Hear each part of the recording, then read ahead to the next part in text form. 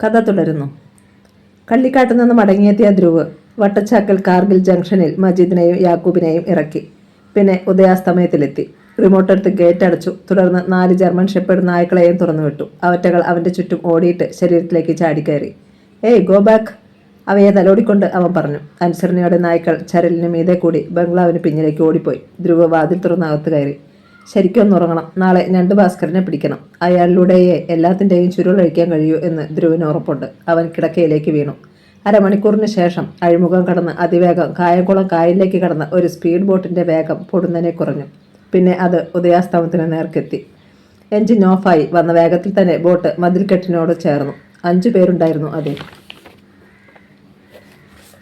നീ ഇതിൽ തന്നെ ഇരുന്നാൽ മതി, ഒരാൾ ഡ്രൈവറോട് പറഞ്ഞു. ആ ക്ഷണം മതിൽക്കെട്ടിനപ്പുറം നായ്ക്കളുടെ കുര കേട്ടു. മങ്ങിയ നാട്ടുവെളിച്ചത്തിൽ അവർ പരസ്പരം നോക്കി ചിരിച്ചു. അപ്പോൾ എല്ലാം പറഞ്ഞതുപോലെ. ഒരാൾ കട്ടിയുള്ള ഒരു പ്ലാസ്റ്റിക് വലയെടുത്തു. പിന്നെ കരുതലോടെ 4 പേരും കൽക്കെട്ടിൽ അള്ളിപ്പിടിച്ച് മുകളിലേക്ക് കയറി. മതിലിന് മുകളിലെത്തി. ബംഗ്ലാവിന് പുറത്തും പുൽത്തകടിയിലുമെല്ലാം ലൈറ്റുകൾ തെളിഞ്ഞു നിൽക്കുകയാണ്. ഇടിമുഴക്കം പോലെ കുരച്ചുകൊണ്ട് നായ്ക്കൾ മതിലിലേക്ക് ചാടിക്കയറാൻ ശ്രമിക്കുകയാണ്. അവയുടെ പതിവില്ലാതെയുള്ള കുരക്കേട്ട് ധ്രുവ് ഉണർന്നു. ആ നിമിഷം മതിലിന് മുകളിൽ നിന്നിരുന്ന ഒരാൾ വല വീശിയെറിഞ്ഞു. അത് 4 നായ്ക്കളുടെയും മേൽ പതിഞ്ഞു. അയാൾ ചരട് വലിച്ചു. വല മുറുകി. മിന്നൽ വേഗത്തിൽ 4 പേരും പുൽത്തകടിയിലേക്ക് ചാടി. നായ്ക്കളെ ചേർത്ത് വല ചുറ്റിക്കെട്ടി. അവറ്റകളുടെ കൈക്കാലുകൾ വലക്കണ്ണികൾക്കിടയിലൂടെ പുറത്തേക്ക് ചാടി. കുര മോങ്ങലായി മാറി. പൊക്കിക്കളയാം, അവർ ശബ്ദം താഴ്ത്തി. 4 പേരും ചേർന്ന് നായ്ക്കൾ അടങ്ങിയ വല പൊക്കി മതിലിന് മുകളിലേക്ക് വെച്ചു. പിന്നെ അപ്പുറത്തേക്ക് മറിച്ചു. കായലിൽ വീഴുന്ന ശബ്ദവും തുടർന്ന് കൈക്കാലടിയും കേട്ടു. ഈ നേരത്തെ ധ്രുവ് 2ാം നിലയിലുള്ള കിഴക്കോട്ടുള്ള ബാൽക്കണിയിൽ എത്തിയിരുന്നു. അവിടെ നിന്നുകൊണ്ടവൻ പുറത്തെ വെളിച്ചത്തിലും പിന്നെ ടോർച്ചിലേക്ക് നോക്കി. അസ്വാഭാവികമായി ഒന്നുമില്ല. Hitler, Lucifer. ധ്രുവ് ഓരോ നായയെയും പേര് ചൊല്ലി വിളിച്ചു. അനക്കമില്ല. അവന് അപകടം മണത്തു. എവിടെ നിന്ന് വിളിച്ചാലും ഒറ്റയോട്ടത്തിന് അടുത്തു വരുന്ന നായ്ക്കളാണ്.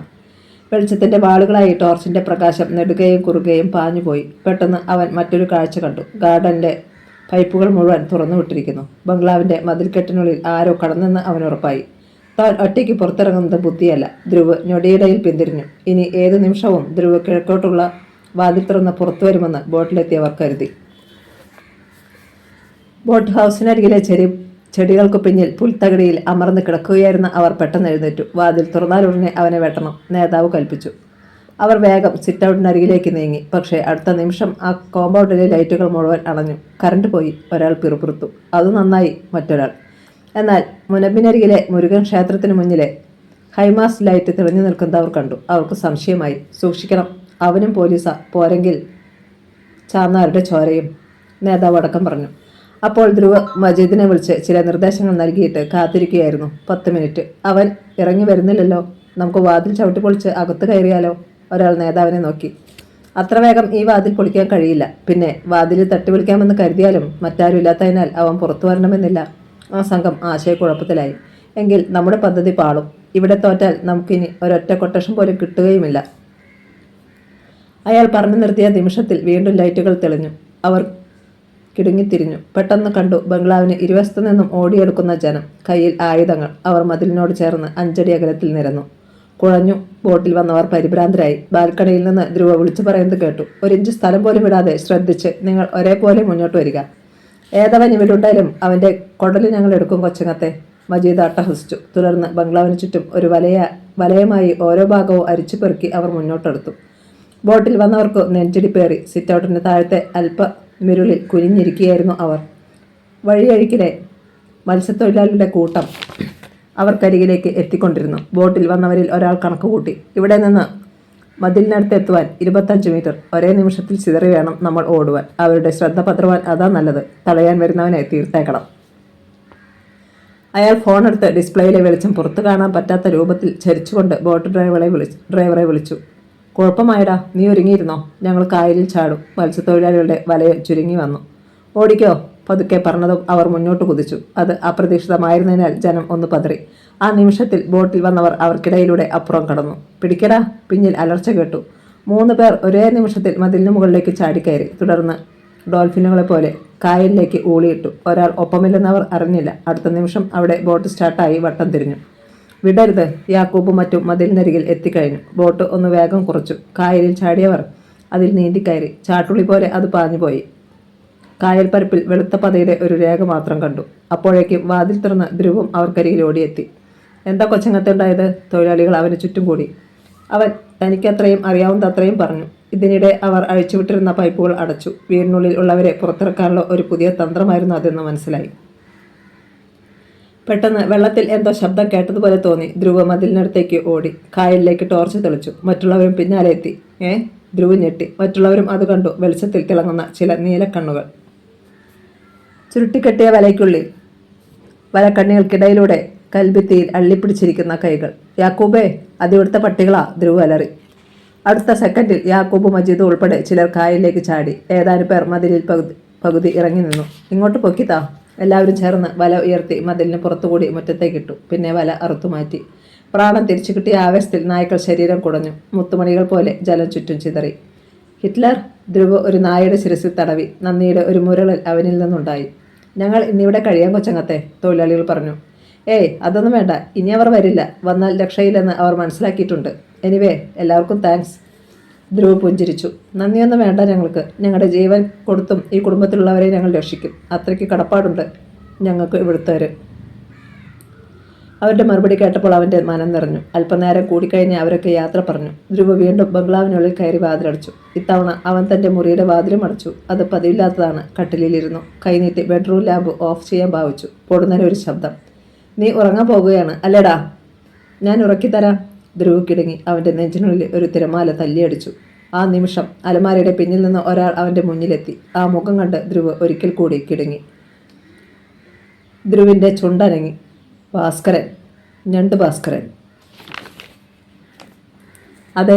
പല്ലിളിച്ചുകൊണ്ട് പിന്നിൽ പിടിച്ചിരുന്ന കൈകൾ മുന്നോട്ട് നീട്ടി. ധ്രുവിൻ്റെ കണ്ണുകൾ കുറുകി. ഒരു ചങ്ങല, അതിൻ്റെ അഗ്രത്തിൽ ചെറിയ നങ്കുരത്തിൻ്റെ ഒരു കൊളുത്ത്. ചൂണ്ട പോലെയായിരുന്നു അത്. ഇനിയും നീ എന്നെ തിരയും മുമ്പ് ഇങ്ങോട്ട് വന്ന് കണക്ക് തീർത്താക്കാമെന്ന് കരുതി. ഭാസ്കരൻ ചങ്ങല ഒന്ന് കറക്കി. പാമ്പ് ചീറ്റുന്ന ഒച്ചയിൽ കൊളുത്ത് വട്ടം ചുറ്റി. ഒപ്പം അയാൾ സെൽഫോൺ എടുത്ത് റീകാൾ ബട്ടൺ പ്രസ് ചെയ്തു കാതോടമർത്തി. നിങ്ങൾ പെട്ടെന്ന് മടങ്ങി വരിക, ഇവനെ ഞാൻ ഇപ്പം തീർക്കും. ഭാസ്കരൻ ഫോൺ പോക്കറ്റിലിട്ടു. ശേഷം ചങ്ങല മുന്നോട്ട് നീട്ടി. ഇതുകൊണ്ട് ഞാൻ അടിച്ചിട്ടുള്ള ഒരുപാട് പേരുണ്ട്. അവരൊക്കെ ഇപ്പം നരകത്തിലാണ്. നിനക്കറിയേണ്ടേ രഹസ്യങ്ങൾ? അതെൻ്റെ ഉള്ളിലുണ്ട് ധ്രുവേ. പക്ഷേ അത് കേൾക്കാനുള്ള ആയുസ് നിനക്കില്ലാതെ പോയി. ഇടം കൈകൊണ്ട് അയാൾ തൻ്റെ നെഞ്ചിൽ തട്ടിക്കാണിച്ചു. ധ്രുവ് അയാളിൽ നിന്ന് കണ്ണുകൾ പിൻവലിച്ചു. ഭാസ്കരൻ തുടർന്നു. എല്ലാവരും ഓടിപ്പോയി. കായലിൽ ചാടിയെന്ന് നീ കരുതി. എന്നാൽ ഞണ്ടാടാ ഞാൻ. ഞണ്ട് പിടിക്കുന്നിടം മുറിക്കാതെ പോകുമോ? അയാൾ ചങ്ങല വീശിക്കൊണ്ട് മുന്നോട്ടെടുത്തു. ധ്രുവ് കിടക്കയിൽ നിന്നും കുതിച്ചെഴുന്നേറ്റു. വിശ്വരൂപൻ ചാന്നാരുടെ ചോരയാണ് ഞാൻ. തോൽപ്പിക്കാമെങ്കിൽ തോൽപ്പിക്കേ. ആ സെക്കൻഡിൽ അയാൾ ചങ്ങല കൊണ്ട് ആഞ്ഞടിച്ചു. മിന്നൽ വേഗത്തിൽ ധ്രുവ് തെന്നിമാറി. കിടക്കയിൽ നങ്കൂര കൊളുത്തുകൊണ്ടുള്ള അടി വീണു. കട്ടിൽ ഒടിഞ്ഞെന്ന് തോന്നി ധ്രുവിന്. കൊളുത്തുകൊണ്ട് മെത്ത കീറി. ഫാനിൻ്റെ കാറ്റിൽ പഞ്ഞി ഇളകി പറന്നു. ഭാസ്കറിൻ്റെ അടുത്ത അടി വന്നു. ധ്രുവ് താഴേക്കമർന്നു. അവൻ്റെ പുറത്തുകൂടി ഒരു കാറ്റ് വീശിപ്പോയി. അടുത്ത നിമിഷം കൊളുത്ത് ചെന്നടിച്ച് അലമാരയിലെ ഗ്ലാസ് ചിതറി വീണു. ഭാസ്കറിന് പക മൂത്തു. ചിതറി വീണ ഗ്ലാസ് തുണ്ടുകളിൽ തൻ്റെയും ഭാസ്കറിൻ്റെയും അനേകം പ്രതിബിംബങ്ങൾ ധ്രുവ് കണ്ടു. മൂന്നാമത്തെ അടിക്ക് മുമ്പ് ധ്രുവിൻ്റെ കാൽ കൊടുവാൾ പോലെ ഉയർന്നു. ഭാസ്കറിൻ്റെ കൈപ്പത്തി ചതഞ്ഞു. ചങ്ങല തെറിച്ചു വീണു. മിന്നൽ പോലെ ധ്രുവ് അതെടുത്തടിച്ചു. ഭാസ്കറിൻ്റെ കാൽമുട്ടിൽ ചിരട്ട പൊട്ടുന്നൊച്ച. അമ്മേ! നിലവിളിച്ചുകൊണ്ട് ഭാസ്കരൻ വീണു. ആയുസ് തീരും മുമ്പ് നിന്റെ നാവിൽ നിന്ന് രഹസ്യങ്ങൾ ചോർത്താൻ എനിക്കറിയാമടാ. അയാളെ പിടിച്ചുയർത്താനായി ധ്രുവ് മുന്നോട്ട് കുനിഞ്ഞു. എന്നാൽ ഒറ്റക്കാലിൽ ഭാസ്കരൻ കാറ്റുപോലെ ഉയർന്നു. അയാളുടെ കയ്യിൽ ഒരു സ്റ്റീൽ കത്തി തിളങ്ങി. തോൽക്കാൻ ഭാസ്കരന് മനസ്സിലടാ. അയാൾ കത്തി ആഞ്ഞു വീശി. തൻ്റെ ഇടം കൈയിൽ ഒരു നീറ്റൽ പൊളഞ്ഞത് ധ്രുവ് അറിഞ്ഞു. അമ്പരപ്പോടെ അവൻ അവിടേക്ക് നോക്കി. ഷർട്ടിൻ്റെ കൈ കുറുകെ മുറിഞ്ഞിരിക്കുന്നു. അതിനിടയിൽ ഒരു വെളുത്ത വര ചുവക്കുന്നു. എടാ! അലറിക്കൊണ്ട് ഭാസ്കറിൻ്റെ കയ്യിൽ പിടുത്തമിട്ടു. ഇരുവരും ഇളകിപ്പറക്കുന്ന പഞ്ഞിത്തുണ്ടുകൾക്കിടയിലൂടെ കിടക്കയിലേക്ക് വീണുരുണ്ടു. ഭാസ്കറിൻ്റെ കയ്യിൽ നിന്ന് കത്തി പിടിവിട്ടു. ആ സെക്കൻഡിൽ അയാൾ തലക്കൊണ്ടിടിച്ചു ധ്രുവിൻ്റെ നെറ്റിയിൽ.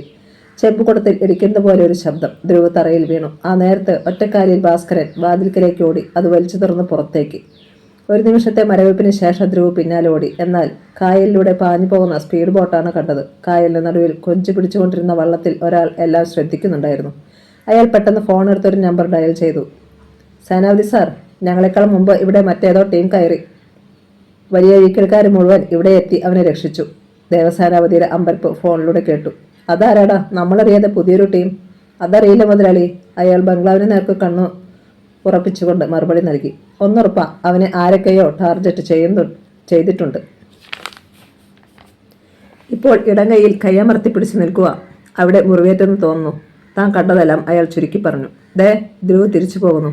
ആ, നിങ്ങൾ ശ്രദ്ധിച്ചുകൊണ്ട് ആ പരിസരത്ത് തന്നെ ഉണ്ടാവണം. ശരി. അയാൾ കാൾ മുറിച്ചു. നേരം പുലർന്നു. കോളിംഗ് ബെൽ ശ്രദ്ധിക്കുന്നത് കേട്ടാണ് ധ്രുവ് ഉണർന്നത്. വെളുപ്പിനാണ് ഒന്ന് മയങ്ങിയത്. രാത്രിയിൽ അവൻ പുല്ലുകുളങ്ങര ദീപം ഹോസ്പിറ്റലിൽ പോയി കയ്യിലെ മുറിവിൽ സ്റ്റിച്ചിട്ടിരുന്നു. അവിടുത്തെ ഡോക്ടർ രാജേന്ദ്രനുമായി അവന് നല്ല അടുപ്പമുണ്ടായിരുന്നതിനാൽ അദ്ദേഹം വിവരം പോലീസിൽ അറിയിച്ചില്ല. വീണ്ടും കോളിംഗ് ബെൽ മുഴങ്ങി. വേലക്കാരി അശ്വതിയായിരിക്കുമെന്ന് കരുതിയാണ് ചെന്ന് വാതിൽ തുറന്നത്. ധ്രുവ് ഒരു നിമിഷം നിശ്ചലനായി. മുന്നിൽ SI അലക്സ് ബെഞ്ചമിൻ. പെട്ടെന്ന് അവൻ ഓർത്തു, ഗേറ്റ് തുറക്കാതെ ഇയാളെങ്ങനെ അകത്തു വന്നു? റിമോട്ട് തൻ്റെ കയ്യിലാണല്ലോ. സംശയം മറച്ചു വെച്ച് ധ്രുവ് ചുണ്ടനക്കി. അകത്തേക്ക് വാ അലക്സേ. SI അത് ശ്രദ്ധിക്കാതെ തിരക്കി. ഇന്നലെ രാത്രിയിൽ ഞണ്ട് ഭാസ്കരൻ ഇവിടെ വന്നിരുന്നു അല്ലേ? ഞണ്ടോ? അതാരാണ്? അലക്സ് ബെഞ്ചമിൻ ചിരിച്ചു. അങ്ങനെ ഒരാളെ തിരക്കി നീ കനകക്കുന്നിൽ പോയില്ലേ? ധ്രുവിൻ്റെ മനസ്സിലൊരു പെരുപ്പുണ്ടായി. എങ്കിലും തിരക്കി എന്ന് നിങ്ങളോട് ആര് പറഞ്ഞു? ഭാസ്കരൻ തന്നെ മരിക്കുന്നതിന് തൊട്ടു മുമ്പ് അവനെ നീ കുത്തിയെന്ന്. ശിരസിൽ പങ്കായം കൊണ്ട് ഒരടിയേറ്റതുപോലെ ധ്രുവ് ഒന്ന് ഉലഞ്ഞു. ഞണ്ട് ഭാസ്കരൻ മരിച്ചെന്നോ? ധ്രുവിൻ്റെ മുഖഭാവം ശ്രദ്ധിക്കുകയായിരുന്നു അലക്സ് ബെഞ്ചമിൻ. നിനക്കെന്താ ഒരു പരിഭ്രമം? എനിക്കോ? അവൻ ചിരിക്കാൻ ശ്രമിച്ചു. കഴിഞ്ഞില്ല. ഒളിച്ചിട്ട് കാര്യമില്ല ധ്രുവ്, എനിക്കെല്ലാം അറിയാം. വ്യക്തമായി അറിഞ്ഞുകൊണ്ട് തന്നെയാണ് എൻ്റെ വരവ്. അസ്വസ്ഥതയോടെ ധ്രുവ് തല കുടഞ്ഞു. ഇനിയൊന്നും ഒളിച്ചിട്ട് കാര്യമില്ലെന്ന് അവന് തോന്നി. അവൻ സമ്മതിച്ചു. ഞണ്ട് ഭാസ്കരനെ തിരക്കി ഞാൻ പോയി എന്നത് നേര്. അത് ഇവിടെ നടന്ന കവർച്ചയും കൊലപാതകവും സംബന്ധിച്ച സംശയം കൊണ്ട് മാത്രമാണ്. അല്ലാതെ ഞാനവനെ കുത്തിയിട്ടില്ല അലക്സേ. കായലിലൂടെ ഒരു തണുത്ത കാറ്റ് വീശി വന്നു. ഐസി. അലക്സ് പുഞ്ചിരിച്ചു. ഞാൻ ചോദിച്ചപ്പോൾ നീ ആദ്യം സത്യം പറഞ്ഞില്ല. അതിൽ തന്നെയുണ്ട് ഒരു നിഗൂഢത. പിന്നെ ഇവിടെ നടന്ന സംഭവം. സ്ഥലം SI ആയ എനിക്കാണ് ഇൻവെസ്റ്റിഗേഷൻ ചാർജ്. അല്ലാതെ ഒരു അന്വേഷണത്തിന് നിനക്കാരെങ്കിലും അധികാരം തന്നോ? DGPയോ ഹോം മിനിസ്റ്ററോ അങ്ങനെ ആരെങ്കിലും? ധ്രുവിന് പെരുത്ത് കയറി തുടങ്ങി. അലക്സ്. ധ്രുവിൻ്റെ ഭാവം മാറി. ഇവിടെ അല്ലെങ്കിലും ഞാനും ഒരു പോലീസ് ഉദ്യോഗസ്ഥനാണ്. അക്കാര്യം നീയും മറക്കണ്ട. മാത്രമല്ല എൻ്റെ വീട്ടിലെ സംഭവത്തിൻ്റെ നിജസ്ഥിതി അറിയാൻ എനിക്കൊരു DGPയുടെയും ഉത്തരവ് വേണ്ട. അലക്സ് ബെഞ്ചമിൻ തല കുടഞ്ഞു. അതൊക്കെ നീ വിടു ധ്രുവ. ഇവിടെ എനിക്കെൻ്റെ ഡ്യൂട്ടിയാണ് ഫസ്റ്റ്. ഞണ്ടിൻ്റെ മരണമൊഴി അനുസരിച്ച് എനിക്ക് നിന്നെ കസ്റ്റഡിയിലെടുത്തേ പറ്റൂ. അതിന് ശക്തമായ മറ്റൊരു തെളിവ് കൂടി ഞാൻ കാട്ടിത്തരാം. SIയുടെ കണ്ണുകൾ ധ്രുവിൻ്റെ ഇടം കൈയിൽ പതിഞ്ഞു. ഷർട്ടിൻ്റെ കൈമുട്ടിന് താഴെ വെച്ച് മടക്കിയിരിക്കുകയാണ്. നീ ഇത് മുകളിലേക്കൊന്ന് പൊക്കിയടോ. അവിടെ ഞാൻ കാട്ടിത്തരാൻ തെളിവ്. ധ്രുവ് ശക്തമായി കിടങ്ങി. എല്ലാം അറിഞ്ഞുകൊണ്ട് തന്നെയാണ് അലക്സിൻ്റെ വരവ്. അലക്സിൻ്റെ മുഖത്തൊരു വിജയച്ചിരി വന്നു. ഇവിടെ വച്ചല്ലെങ്കിൽ സ്റ്റേഷനിൽ വെച്ച് നിന്റെ കയ്യിലെ മുറിവ് ഞാൻ കണ്ടെത്തിക്കൊള്ളാം. പക്ഷേ അതെങ്ങനെയുണ്ടായെന്ന് വിശ്വസിക്കുന്ന തരത്തിൽ ഒരു കള്ളം നീ ആലോചിച്ചു വെച്ചോ? Come with me. Alex Benjamin തിരിഞ്ഞു. നോ. അറിയാതെ ധ്രുവിൻ്റെ ഒച്ച ഉയർന്നു. പെട്ടെന്ന് 4-5 പോലീസുകാർ കൂടി അലക്സിൻ്റെ പിന്നിലെത്തി. ബലപരീക്ഷണത്തിന് ഒരുങ്ങി തന്നെയാണ് അവരെന്ന് ധ്രുവിന് തോന്നി. ഓക്കെ, ഞാൻ വരാം. അവൻ സമ്മതിച്ചു. എന്നാൽ എനിക്കൊന്ന് ഡ്രസ്സ് മാറണം. സമ്മതിച്ചിരിക്കുന്നു. അലക്സ് മീശയിലൊന്ന് തടവി. ധ്രുവ് ബംഗ്ലാവിനുള്ളിലേക്ക് കയറി തിടുക്കത്തിൽ ഫോണെടുത്ത് ആരോട് സംസാരിച്ചു. ശേഷം 7 മിനിറ്റിനുള്ളിൽ തിരികെ എത്തി. പോയേക്കാം. പക്ഷേ നിങ്ങളെങ്ങനെ അകത്തെത്തി? ഗേറ്റ് അടച്ചിരിക്കുകയാണല്ലോ. അവൻ അലക്സ് ബെഞ്ചമിൻ്റെ മുഖത്തേക്ക് നോക്കി. ഗേറ്റിലൂടെ വന്നാൽ ഇവിടുത്തെ ജനങ്ങൾ നല്ലതെന്നോ ചീത്തയെന്നോ നോക്കാതെ ഞങ്ങളെ തടഞ്ഞാലോ? കള്ളനിൽ കള്ളനായ വിശ്വരൂപൻ ചാന്നാരുടെ മകനെ കൊണ്ടുപോകുന്നത് അവർക്ക് ഇഷ്ടപ്പെടില്ലല്ലോ. അയാൾ കായലിലേക്ക് കൈ ചൂണ്ടി. അതുകൊണ്ട് കായലിലൂടെ ഞങ്ങളിങ്ങ് പോന്നു. ആ വഴി തന്നെ തിരിച്ചു പോകാം. വാ. അലക്സ് ബെഞ്ചമിന് പോലീസുകാർക്കൊപ്പം ധ്രുവ് പുൽത്തകിടിയിലൂടെ നടന്നു. പെട്ടെന്ന് SIയുടെ നെറ്റിച്ചുളിഞ്ഞു. കായലിലൂടെ ചീറി വരുന്ന വള്ളങ്ങളും ബോട്ടുകളും. ഉദയാസ്തമയത്തിൻ്റെ മതിൽക്കെട്ടിനരികിൽ കിടന്നിരുന്ന പോലീസ് ബോട്ടിനെ അവ വലയം ചെയ്തു. 100 കണക്കിന് മത്സ്യത്തൊഴിലാളികൾ SIയും ധ്രുവും അടങ്ങുന്ന സംഘം കായൽ തീരത്തെത്തി. എന്താ അലക്സ് സാറേ, ഞങ്ങളുടെ കൊച്ചങ്ങത്തിനെ രഹസ്യമായിട്ടങ്ങ് കൊണ്ടുപോകാമെന്ന് കരുതിയോ? യാക്കോബ് പരിഹാസഭാവത്തിൽ വിളിച്ചു ചോദിച്ചു. അലക്സ് ബെഞ്ചമിൻ്റെ മുഖം വിളറി. ഞാനെൻ്റെ ഡ്യൂട്ടി ചെയ്യുകയാണ്. എന്നെ തടയാൻ തുനിഞ്ഞാൽ ഒരു ചുക്കുമില്ല സാറേ. ഒത്തിരി പോലീസുകാരെ കണ്ടിട്ടുള്ളവരാ ഞങ്ങൾ. സുനാമി വന്നിട്ട് പിടിച്ചു നിന്നു. പിന്നെ പോലീസ്. യാക്കോബ് ചിരിച്ചു. ഞണ്ട് ഭാസ്കരൻ്റെ മരണമാണ് ഇതിനൊക്കെ കാരണമെങ്കിൽ അതിനെ കൊച്ചങ്ങത്തിനെ കൊണ്ടുപോയിട്ട് യാതൊരു കാര്യവുമില്ല. അത് ചെയ്തത് ആരാണെന്ന് ഞങ്ങളെക്കാൾ സാറിന് അറിയാമല്ലോ. എന്നാൽ കൊച്ചങ്ങത്തെ അല്ല അത് ചെയ്തതെന്ന് തെളിയിക്കാനുള്ളതൊക്കെ ഞങ്ങളുടെ പക്കലുണ്ട് താനും. അയാളൊരു ഹാൻഡിക്യാം ഉയർത്തിക്കാട്ടി. അലക്സ് ബെഞ്ചമിൻ്റെ കണ്ണുകൾ വല്ലാതെ ഇടുങ്ങി. യാക്കൂബ് ഒപ്പം വന്ന മത്സ്യത്തൊഴിലാളികളെ നോക്കി. ഞാനിതൊന്ന് കാണിച്ചേച്ചും വരാം. നിങ്ങൾ ഇങ്ങനെ തന്നെ നിൽക്കണം. യാക്കൂബ് മജീദും കരയ്ക്ക് കയറി. ഹാൻഡിക്യാം ഓൺ ചെയ്ത് SIയുടെ മുന്നിലേക്ക് നീട്ടിപ്പിടിച്ചു. അതിൽ ചിത്രങ്ങൾ തെളിയുമ്പോൾ മജീദ് പറഞ്ഞു. സാറേ, ഇന്നലെ കൊച്ചങ്ങത്തിനെ കൊല്ലാൻ ചിലരിവിടെ വന്നിരുന്നു. ആ നിമിഷം മുതൽ ബോട്ടിലും വള്ളങ്ങളുമായി ഞങ്ങൾ 10-30 സംഘങ്ങൾ കായലിലും കടലിലുമായി ഉണ്ടായിരുന്നു. ജനിപ്പിച്ചത് ആരെന്നറിയാത്ത നാരികൾ വെള്ളത്തിലൂടെയേ വരത്തുള്ളെന്ന് ഞങ്ങൾക്കറിയായിരുന്നു. അലക്സ് ബെഞ്ചമിൻ്റെ മുഖം ഇളറി. തന്നെ കൂടി ഉദ്ദേശിച്ചാണോ ഇവൻ അങ്ങനെ പറഞ്ഞത്? തുടർന്ന് യാക്കൂബ് സംസാരിച്ചു. കടലിൽ നിരീക്ഷിക്കുന്നതിന് ഇത്ര 4 കൊച്ചങ്ങത്ത് ഞങ്ങളെ ഏൽപ്പിച്ചിരുന്നു സാറേ.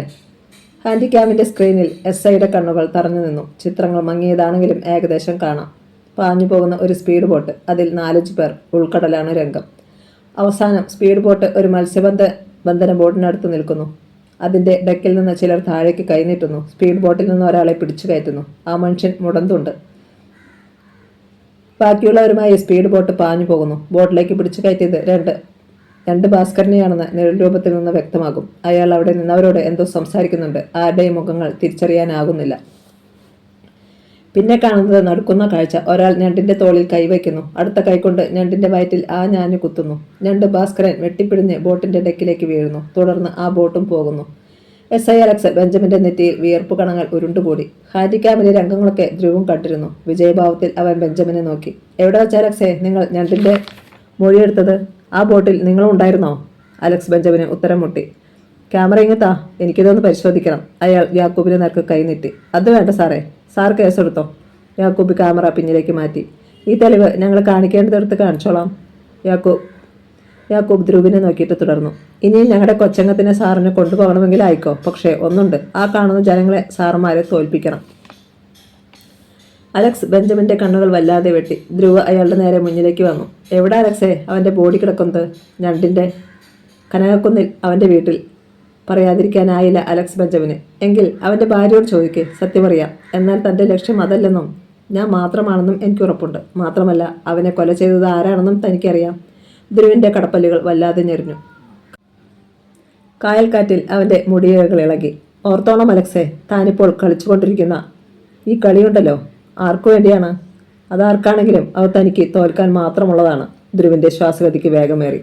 നിയമത്തിന്റെ പടുത വലിച്ചു മാറ്റി ഞാൻ വരും തന്റെ മുന്നിൽ. സഹിക്കെടുമ്പോൾ മനസ്സിൽ മറച്ചു വെച്ചിരുന്ന സത്യങ്ങൾ തന്നെ കൊണ്ട് ഞാൻ ഛർദ്ദിപ്പിക്കും. ഇപ്പോൾ പോ, ചെന്ന് തന്നെ ഇങ്ങോട്ട് പറഞ്ഞു വിട്ടവരോട് പറഞ്ഞേരെ ധ്രുവ് തുടങ്ങുകയാണെന്ന്. ഇതുവരെ കാണാത്ത എൻ്റെ മറ്റൊരു മുഖം അവർക്ക് കാണേണ്ടി വരുമെന്ന്. അലക്സ് ബെഞ്ചമിന്റെ മറുപടിക്ക് കാക്കാതെ ധ്രുവ് വെട്ടിത്തിരിഞ്ഞു നടന്നു. ഒന്ന് നിന്നേടാ, പിന്നിൽ നിന്ന് SI വിളിച്ചു. ധ്രുവ് നിന്നു. തോളിലൂടെ തലത്തിരിച്ച് ബെഞ്ചമിനെ നോക്കി. ജയിച്ചെന്ന് വിചാരിച്ച് ഒത്തിരി അങ്ങ് ആഹ്ലാദിക്കരുത് നീ. ഇനിയും ഞാൻ വരും. അന്ന് നീ മാത്രമല്ല, നിന്റെ അച്ഛൻ ചാന്നാരും കുടുങ്ങും എൻ്റെ കയ്യിൽ. അതിനു മുമ്പ് നീ നിന്റെ അച്ഛനെ ഒന്ന് പഠിച്ചു വച്ചോ. അയാൾ എങ്ങനെ നാട്ടുകാരുടെ അംഗത്തായെന്ന്, ഈ സ്വത്തുക്കളൊക്കെ നേരായ വിധത്തിൽ ഉണ്ടാക്കിയതാണോ എന്ന്, അയാൾ എന്തുപകാരമാ ഇവിടുത്തെ പാവങ്ങൾക്ക് ചെയ്തതെന്ന്. ധ്രുവിന്റെ ഞരമ്പുകൾ വല്ലാതെ മുറുകി. അവൻ മറുപടി പറയാൻ ഭാവിക്കുമ്പോൾ ഗേറ്റിൽ നീണ്ട ഫോൺ കേട്ടു. അച്ഛൻ പിറുപിറുത്തുകൊണ്ട് ധ്രുവ് അകത്തേക്ക് ഓടി. റിമോട്ട് എടുത്ത് ഗേറ്റ് തുറന്നു. ബട്ട്ലി ഫ്ലൈയിങ് സ്പർ ചാടിക്കടക്കും പോലെ ഗേറ്റ് കടന്നു വന്നു ബംഗ്ലാവിന്റെ പിൻഭാഗത്തേക്ക്.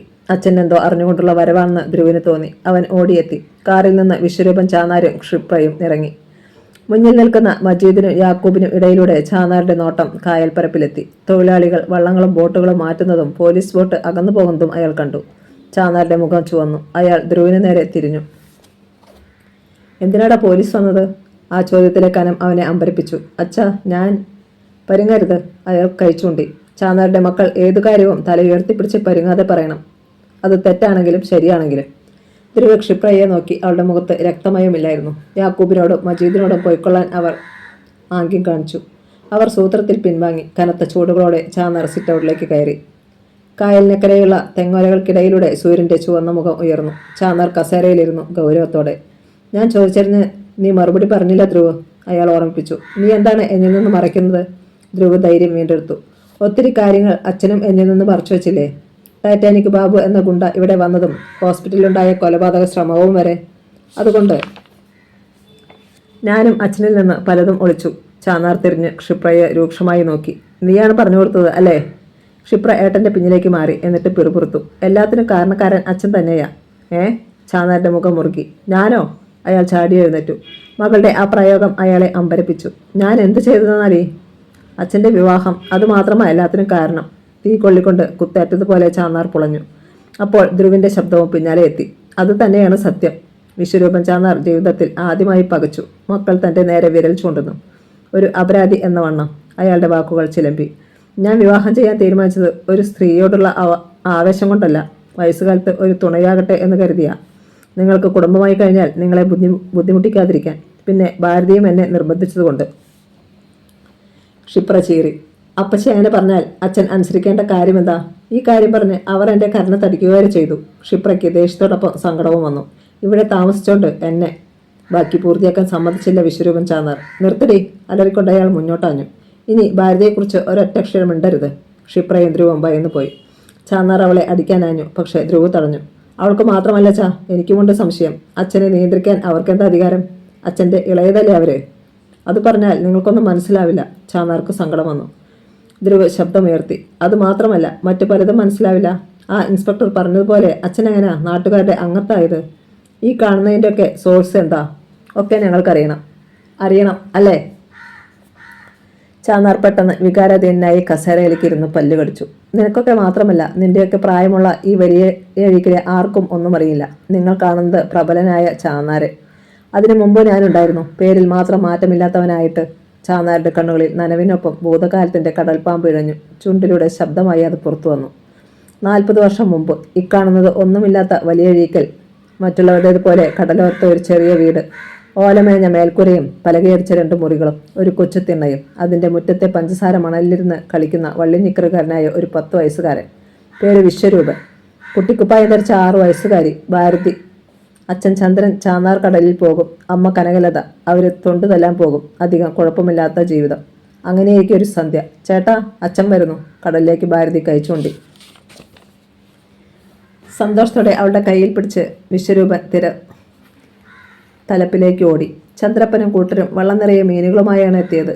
കരയിലേക്ക് ഇറങ്ങിയതേ അയാൾ മക്കളെ ചേർത്ത് പിടിച്ചു. അമ്മയെന്തിയെ? കപ്പയും കാച്ചിലും പുഴുങ്ങി അച്ഛനെ നോക്കിയിരിക്കുക. ഭാരതി കൊഞ്ചി. പിന്നെ കൂണും കറി വയ്ക്കുന്നുണ്ട്. കൂണോ? ചന്ദ്രപ്പൻ നെറ്റി ചുളിച്ചു. അതെവിടുന്ന് കിട്ടി? അയാൾ തോളിക്കിടന്ന തോർത്തെടുത്ത് മുഖം തുറച്ചു. അതറിയത്തില്ല, അച്ഛൻ വാ. ഭാരതി അയാളുടെ കയ്യിൽ പിടിച്ചു വലിച്ചു. നമുക്ക് പോയി തിന്നാം. മീനിൻ്റെ കാര്യം മറ്റുള്ളവരെ ഏൽപ്പിച്ചിട്ട് ചന്ദ്രപ്പൻ ചാന്നാർ തുഴയെടുത്ത് തോളിൽ വെച്ചു. പിന്നെ കുട്ടികളെ ചേർത്ത് പിടിച്ച് വീട്ടിലേക്ക് നടന്നു. മുറ്റത്തെത്തിയതും ഭാരതി വിളിച്ചു. അമ്മേ, പുഴുക്കെടുത്തോ, അച്ഛൻ വന്നു. അകത്തുനിന്ന് കനകലത ഓടിവരുന്നതാണ് അവർ കണ്ടത്. ഭാരതി രച്ചാ, നിലവിളിച്ചുകൊണ്ട് അവൾ മണ്ണിൽ വീണു. കനകം! തുഴ വലിച്ചെറിഞ്ഞ് ചന്ദ്രപ്പൻ കുതിച്ചു. തറയിൽ കിടന്നു പിടയുന്ന കനകലതയുടെ ശിരസ്സുയർത്തി മടിയിൽ വെച്ചുകൊണ്ട് മണ്ണിലിരുന്നു. എന്തു പറ്റി കനകം? ഞാൻ കൂണ് അത്രയേ പറയാനായുള്ളൂ കനകലതയ്ക്ക്. അവളുടെ കടവായിലൂടെ വെളുത്ത പത കവിളിലേക്ക് ഒഴുകി. പിന്നെ ഒറ്റപ്പിടച്ചിൽ. കഴിഞ്ഞു. കനകം! ചന്ദ്രപ്പന്റെ അലർച്ച തിരമാലകൾ ഏറ്റെടുത്തു. ചുറ്റുപാട് നിന്നും ആളുകൾ ഓടിയെത്തി. കനകലതയെ മടിയിൽ കിടത്തി വാവിട്ട് കരയുന്ന ചന്ദ്രപ്പനെയും ഭയന്നു വിലപിക്കുന്ന കുട്ടികളെയുമാണ് അവർ കണ്ടത്. അമ്മ! വിശ്വരൂപൻ ചാന്നാർ ആ രംഗം ഓർക്കാൻ കഴിയാത്തതുപോലെ ഒരു നിമിഷം പല്ലുകൾ അമർത്തിപ്പിടിച്ച് കൺപോളകൾ ഇറുക്കി. ധ്രുവം ക്ഷിപ്രയും അച്ഛൻ്റെ മുഖത്തേക്ക് തന്നെ നോക്കി. ചാന്നാർ കണ്ണുകൾ തുറന്നു. സംഭവിച്ചതിനെക്കുറിച്ചുള്ള ബോധം എനിക്കും ഭാരതിക്കും പെട്ടെന്നുണ്ടായില്ല. അതായിരുന്നല്ലോ ഞങ്ങളുടെ പ്രായം. അയാൾ ശ്വാസം വലിച്ചുവിട്ടു. എന്നാൽ ഭയങ്കരമായതെന്തോ സംഭവിച്ചെന്ന് ഞങ്ങൾ ഊഹിച്ചു. കാരണം നാട്ടുകാരുടെ ആശ്വസിപ്പിക്കൽ, അച്ഛൻ്റെ നിർത്താതെയുള്ള വിലാപം, അതൊക്കെ ഇപ്പോഴും എൻ്റെ കാതുകളിലുണ്ട്. ചാന്നാർ വീണ്ടും നിർത്തി. ഭൂതകാലത്തിലേക്ക് തുളച്ചു പോകുന്നത് പോലെ അയാളുടെ കണ്ണുകൾ അകലെ ഏതോ ബിന്ദുവിൽ തറഞ്ഞു നിന്നു. അവയുടെ കോണുകളിൽ 2 നീർത്തുള്ളികൾ നിന്നു വിറച്ചു. അമ്പരപ്പിലായിരുന്നു ധ്രുവും ക്ഷിപ്രയും. ധ്രുവ് വിറപ്പുണ്ട ശബ്ദത്തിൽ തിരക്കി. അമ്മൂമ്മ എങ്ങനെയാണ് അച്ഛൻ മരിച്ചത്? വ്യക്തമായി എനിക്കൊന്നും അറിയില്ല. എന്നാലും വിഷക്കൂണാണ് അതിന് കാരണമെന്ന് പിന്നീട് തോന്നിയിട്ടുണ്ട്. എന്നാൽ അമ്മ വിഷക്കൂണ് കറിവയ്ക്കുമെന്ന് എനിക്കൊട്ടും വിശ്വാസമില്ല. പിന്നെ? ധ്രുവിൻ്റെ പുരുകം വളഞ്ഞു. അവൻ ക്ഷിപ്രയെയും ഒന്ന് നോക്കി. അതൊരു കൊലപാതകമായിരുന്നെന്ന് ഞാൻ വിശ്വസിക്കുന്നു. അച്ഛൻ്റെയും വിചാരം അതായിരുന്നു. ധ്രുവ ഒന്ന് ഞെട്ടി. അവനിലെ പോലീസ് ഉദ്യോഗസ്ഥൻ ജാഗരൂകനായി. അങ്ങനെ തോന്നാൻ കാരണം? ചാന്നാർ ഒന്ന് ഇളകിയിരുന്നു. കുറച്ച് പണം വീട്ടിലിരിപ്പുണ്ടായിരുന്നു. ഓല മാറ്റി വീടിന് ഓടുമേയുവാൻ അച്ഛൻ സ്വരൂപിച്ചു വെച്ചിരുന്ന പണം. സന്ധ്യാനേരത്തായിരുന്നല്ലോ സംഭവം. ശവസംസ്കാരത്തിനുള്ള ചെലവിനായി നോക്കിയപ്പോൾ അത് കണ്ടില്ല. കായലിലൂടെ വീശുവന്ന കാറ്റ് ഉദയാസ്തമയത്തിന്റെ സിറ്റൗട്ടിലേക്ക് ഇരച്ചു കയറി. ചാന്നാർ തുടർന്നു. അച്ഛന് ആരെയോ സംശയമുണ്ടായിരുന്നു. എന്നാൽ പിൽക്കാലത്ത് ഞാൻ എത്ര ചോദിച്ചിട്ടും പറഞ്ഞില്ല. പറഞ്ഞാൽ പകരം ചോദിക്കാൻ ഞാൻ ഇറങ്ങുമെന്ന് അച്ഛന് തോന്നിയിരിക്കും. എന്നിട്ട്? ക്ഷിപ്രയാണ് തിരക്കിയത്. കാലം കടന്നുപോയി. ചാന്നാർ ഒരു സിഗരറ്റിന് തീ കൊളുത്തിക്കൊണ്ട് 2 കവിൾ പുക ഊതി. അമ്മയുടെ മരണത്തോടെ 5ാം ക്ലാസ്സിലായിരുന്ന ഞാൻ പഠനം നിർത്തി. അച്ഛൻ ഒരുപാട് നിർബന്ധിച്ചു. ഞാൻ വഴങ്ങിയില്ല. അച്ഛൻ്റെ മടിയിൽ ചലനമറ്റ് കിടക്കുന്ന അമ്മയുടെ രൂപം അതെന്നെ വല്ലാതെ തളർത്തിയിരുന്നു. എന്നാൽ ഭാരതി പഠിക്കണം, ഒരു നിലയിലെത്തണം, അതെൻ്റെ ആഗ്രഹമായിരുന്നു. അക്കാലത്ത് ഇവിടെ സ്കൂളില്ല. പുല്ലുകുളങ്ങരയിൽ പോകണം. ചങ്ങാടത്തിൽ ഞാൻ അവളെ അക്കരെ എത്തിക്കും. സ്കൂളിൽ കൊണ്ടുപോകും, തിരികെ കൊണ്ടുവരും. അതായി എൻ്റെ ജോലി. ഭാരതിയുടെ പഠിപ്പും വീട്ടുജോലിയും. അച്ഛൻ വീണ്ടും കടലിൽ പോയി തുടങ്ങി. അങ്ങനെയിരിക്കെ ചാന്നാർ സിഗരറ്റ് കുറ്റി മുറ്റത്തേക്ക് വലിച്ചെറിഞ്ഞു. മോളെ, കുറച്ച് വെള്ളം കൊണ്ടുവാ. ക്ഷിപ്ര ഓടിപ്പോയി ഒരു ഗ്ലാസ് വെള്ളം കൊണ്ടുവന്നു. പാരവശ്യത്തോടെ ചാന്നാർ അത് കുടിച്ചു. ഇത്രയും കാലം മനസ്സിൽ നിറച്ചിരുന്ന സങ്കടവും ബുദ്ധിമുട്ടുകളും വീർപ്പുമുട്ടലുകളും പുറത്തുവിടുന്നതിൻ്റെ ഒരു ഭാവം അയാളുടെ ഓരോ ഭാവത്തിലും നിഴലിച്ചു. ഗ്ലാസ് തിരികെ മകളെ ഏൽപ്പിച്ചിട്ട് ചാന്നാർ തുടർന്നു. അങ്ങനെയിരിക്കെ ഒരു നാൾ അച്ഛനും കൂട്ടുകാരും പോയ വള്ളം കാറ്റിൽപ്പെട്ട് തകർന്നു. കൂട്ടത്തിൽ ഒരു ജോർജിനെ കാണാതായി. മറ്റുള്ളവർ തകർന്ന പലകകളിലും മറ്റു പിടിച്ച് വല്ല വിധാനയും കരയ്ക്കെത്തി. മൂന്നാം പക്കം ജോർജിന്റെ ശവം കരയ്ക്കടിഞ്ഞു. ഒക്കെ കൺമുമ്പിൽ നടക്കുന്നത് പോലെ കാണുകയായിരുന്നു വിശ്വരൂപൻ ചാന്നാർ. മുഖത്ത് മാറി മാറി വരുന്ന ഭാവങ്ങളിലൂടെ ധ്രുവും ക്ഷിപ്പയും അത് കണ്ടു. ജോർജിന്റെ മരണത്തോടെ ഭാര്യ കത്രീനയും മകൾ മേരിയും അനാഥരായി. ഭാരതിയുടെ അതേ പ്രായക്കാരിയായിരുന്നു മേരി. അവളുടെ പഠന ചെലവ് കൂടി അച്ഛൻ ഏറ്റെടുത്തു. അങ്ങനെ ഭാരതിയെയും മേരിയെയും ഒന്നിച്ച് സ്കൂളിലേക്ക് കൊണ്ടുപോകുന്ന ജോലി എൻ്റേതായി. 1000 സംശയങ്ങളുമായി ഇരുവരും ഇടവഴിയെ എനിക്ക് ഇരുവശത്തുമായി വിരലിൽ തൂങ്ങി നടക്കും. പെട്ടെന്ന് ധ്രുവിന്റെ ഫോൺ ശബ്ദിച്ചു. അതോടെ ചാന്നാരുടെ സംസാരം മുറിഞ്ഞു. അവൻ നമ്പർ നോക്കി. അപരിചിതമായത്. സംശയത്തോടെ ഫോൺ കാതോട് അമർത്തി. Hello mister Dhruv. ഒരു യുവതിയുടെ സ്വരം. അത് ഹൃദയത്തിന്റെ അടിത്തട്ട് വരെ അലകളിറക്കി ചെന്നെത്തിയതുപോലെ തോന്നി. അത്തരം എന്തൊക്കെയോ പ്രത്യേകത ഉണ്ടായിരുന്നു അതിന്. യെസ്, ആരാ? കാതോർത്തുകൊണ്ട് അവൻ മുറ്റത്തേക്കിറങ്ങി. ഫോണുകൾ ടാപ്പ് ചെയ്യപ്പെടുന്നതിനെക്കുറിച്ച് സൈബർ സെൽ SIയോട് പറയേണ്ടതില്ലല്ലോ. അതുകൊണ്ട് തൽക്കാലം എനിക്ക് ഐഡന്റിറ്റി വെളിപ്പെടുത്താൻ വയ്യ. പക്ഷേ എനിക്ക് തന്നെ നേരിട്ടൊന്ന് കാണണം. എന്തിന്? അവൻ കാതു കൂർപ്പിച്ചു. അത് നേരിൽ പറയാം. പിന്നെ ഞാൻ ശത്രുവല്ല. എനിക്ക് തരാനുള്ള വിവരങ്ങൾ തനിക്ക് വിലപ്പെട്ടതുമാണ്. ഒരിക്കൽ പോലും താൻ കേട്ടിട്ടില്ലാത്ത ശബ്ദമാണ് അതെന്ന് ധ്രുവന് തോന്നി. എപ്പോൾ എവിടെ വെച്ച് കാണും? ഇന്ന് വൈകിട്ട് ഞാൻ നാട്ടിലെത്തും. ശേഷം വിളിക്കാം. ഈ നമ്പർ ഓർമ്മയിൽ വച്ചേക്കുക. ഫോൺ കട്ടായി. ഒരുപാട് ചോദ്യങ്ങളുമായി ധ്രുവ് ഇത്തിരി നേരം അവിടെ തന്നെ നിന്നു. പിന്നെ സിറ്റ് ഔട്ടിലേക്ക് തിരിച്ചു ചെല്ലുമ്പോൾ വിശ്വരൂപൻ ചാന്നാർ എഴുന്നേൽക്കുകയായിരുന്നു. നിങ്ങൾ രണ്ടാളുടെയും ചോദ്യങ്ങൾക്കുള്ള ബാക്കി ഉത്തരം പിന്നീട് ഞാൻ പറഞ്ഞുതരാം. ഭാരതിയെയും പത്മത്തെയും നാളെ ഹോസ്പിറ്റലിൽ നിന്ന് ഡിസ്ചാർജ് ചെയ്യും. അതിനു മുമ്പ് എനിക്ക് കുറച്ച് കാര്യങ്ങൾ ചെയ്തു തീർക്കണം. അയാൾ അകത്തേക്ക് പോയി കുളിച്ച് വേഷം മാറി വണ്ടിയിൽ കയറുകയും ചെയ്തു. കാർഗിൽ ജംഗ്ഷൻ ചാന്നാർ കാർ നിർത്തി. തെങ്ങിൻതോപ്പിൽ വല നെയ്യുന്നവർക്കരികിൽ മണവാളനെ കണ്ടു. ചാന്നാർ കയ്യാട്ടി വിളിച്ചു. മണവാളൻ ഓടിയെത്തി. യാക്കൂബിനെ മജീദിനെയും വിളിച്ചുകൊണ്ട് വാടാ. ശരി അങ്ങത്തെ. അയാൾ തിരിച്ചോടി. ചാന്നാർ കാറിൽ നിന്നിറങ്ങി. 5 മിനിറ്റ്. മൂവരും എത്തി. കരിമണലിനു മീതെ കടലിലേക്ക് നോക്കി നിന്നുകൊണ്ട് ചാന്നാർ വിളിച്ചു. യാക്കൂബേ. ശബ്ദവ്യതിയാനം തിരിച്ചറിഞ്ഞ യാക്കൂബ് മുഖമുയർത്തി. അങ്ങത്ത് കൽപ്പിച്ചാൽ മതി. നിങ്ങൾ 3 പേരും ഈ രാത്രിയിൽ എൻ്റെ കൂടെ വരണം. അംഗം തുടങ്ങുകയാ. അല്ലെങ്കിൽ ഇനിയും ശത്രുക്കൾ വല്ലാതങ്ങ് വളരും. മൂവരും പെട്ടെന്ന് എഴുന്നേറ്റു. എന്ത് ചെയ്യണം ഞങ്ങൾ? പറയാം. പക്ഷേ ഒരു വ്യവസ്ഥയുണ്ട്. ഇക്കാര്യം ധ്രുവ് അറിയാനേ പാടില്ല. കാര്യഗൗരവം അവർക്ക് ബോധ്യമായി. തിരകൾക്കൊപ്പം ചാന്നാരുടെ ശബ്ദം പെട്ടെന്ന് ചിലമ്പി. ധ്രുവ്. അവനെ ഒന്നിലേക്കും വലിച്ചിഴക്കാതിരിക്കാനാ ഞാനിത് ചെയ്യുന്നത്. ഇവിടെ അവൻ എന്തെങ്കിലും ഇടപെട്ടു പോയാൽ പിന്നെ ബാംഗ്ലൂർക്ക് മടങ്ങില്ല. എനിക്കുറപ്പാ. അത് പാടില്ല. എന്നാൽ എങ്ങനെയും അവനെയും തകർക്കാനാണ് ചിലരുടെ ശ്രമം. അത് മുളയിലേ നുള്ളണം. അവൻ ചെറുപ്പമല്ലേ. ഇത്രയും പ്രായമായ എനിക്ക് പക്ഷേ എന്തുമാകാം. ഇന്നലത്തെ പോലെ ഇനി അവൻ്റെ ഒരു തുള്ളി ചോര പൊടിയരുത്. ചാന്നാർ എഴുന്നേറ്റു. അങ്ങത്ത് പറഞ്ഞോളൂ. മജീദ് മീശത്തുമ്പോൾ ഒന്ന് തടവി. ഞണ്ടു ഭാസ്കറിൻ്റെ മരണകാര്യം പറഞ്ഞാണ് ആ SI അലക്സ് ബെഞ്ചമിൻ ഇവിടെ വന്നത്. അവനെ പൊക്കണം. പക്ഷേ ഒന്ന് പരാതിപ്പെടാൻ പോലും അവന് പിന്നീട് ശക്തി ഉണ്ടാവരുത്. ഇപ്പോൾ എനിക്കിത് ചെയ്തേ പറ്റൂ. എവിടുന്ന് പൊക്കണാങ്ങത്തെ? യാക്കൂബ് മുന്നോട്ടാഞ്ഞു. മറുപടി പറയാതെ വിശ്വരൂപൻ ചാന്നാർ ഫോണെടുത്ത് ആരെയോ വിളിച്ചു. 1 മിനിറ്റ് നേരത്തെ സംസാരം. ശേഷം അവർക്ക് നേരെ തിരിഞ്ഞു. അലക്സ് ബെഞ്ചമിന് ഒരു പറ്റുവരവുകാരിയുണ്ട്. മാർക്കറ്റ് റോസി തോട്ടപ്പള്ളിയെ. ദേവസേനാപതി ഉണ്ടാക്കിക്കൊടുത്ത സെറ്റപ്പ. സ്കൂൾ വിദ്യാർത്ഥികൾക്ക് മയക്കുമരുന്ന് വിറ്റ കേസിൽ ഈ അലക്സാണ് അവളെ അറസ്റ്റ് ചെയ്തതും പിന്നെ രക്ഷിച്ചതും. ബാക്കി കാര്യങ്ങൾ അയാൾ വിശദീകരിച്ചു. മൂവരും ശ്രദ്ധയോടെ കേട്ടു. കടൽക്കാറ്റ് വീശിക്കൊണ്ടിരുന്നു. രാത്രി 10:30. ചേപ്പാട്. MLA ശ്രീനിവാസനോട് യാത്ര പറഞ്ഞ് അലക്സ് ബെഞ്ചമിൻ ജീപ്പിലേക്ക് കാൽവെച്ചു. അപ്പോൾ നാളെ നമ്മൾ ചാന്നാരെ കുടുക്കിയിരിക്കും സാറേ. ഇനിയൊരിക്കലും അയാൾ പത്തിപ്പൊക്കത്തില്ല. അലക്സ് ജീപ്പ് സ്റ്റാർട്ട് ചെയ്തു. നന്നായി ബന്ധിപ്പിച്ചിരുന്നു അയാൾ. നങ്ങ്യാർകുളങ്ങര കവയിലയിലെത്തിയപ്പോൾ ഹൈമാസ് ലൈറ്റിൽ ഇടിക്കേണ്ടതായിരുന്നു ജീപ്പ്. വലവിധനയും അലക്സ് ബെഞ്ചമിൻ വെട്ടിച്ചു മാറ്റി. 1/2 മണിക്കൂർ. തോട്ടപ്പള്ളി പാലം കടന്ന് ജീപ്പ് ഇടത്തേക്ക് തിരിഞ്ഞു. ഹാർബർ. ലേലഹാൾ പിന്നിട്ട് കഷ്ടിച്ച് 100 മീറ്റർ. പാഞ്ഞെത്തിയ ജീപ്പ് ഒരു ചെറിയ വീടിൻ്റെ മുറ്റത്തേക്ക് ഇരച്ചു കയറി. ഭിത്തിയിൽ മുട്ടിയത് പോലെയാണ് അത് നിന്നത്. ഇടറുന്ന കാലുകളോടെ അലക്സ് ബെഞ്ചമിൻ ഇറങ്ങി. വേച്ചു ചെന്ന് കോളിംഗ് ബെൽ വിരലമർത്തി. അല്പം കഴിഞ്ഞിട്ടും ആരും വന്ന് വാതിൽ തുറന്നില്ല. അയാൾക്ക് ദേഷ്യം വന്നു.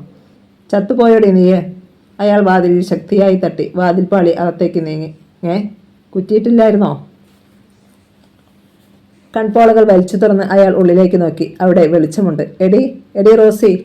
കരിമീൻ പൊള്ളിച്ചു വെച്ചേക്കുന്ന ആണെന്ന് പറഞ്ഞിട്ട് നീ കിടന്നുറങ്ങിയോടി കഴുതേ. വാക്കുകൾ താളം തെറ്റി. പുല്ല് ഒറ്റ ചവിട്ടിന് തീർത്തേക്കണം. അല്ല പിന്നെ.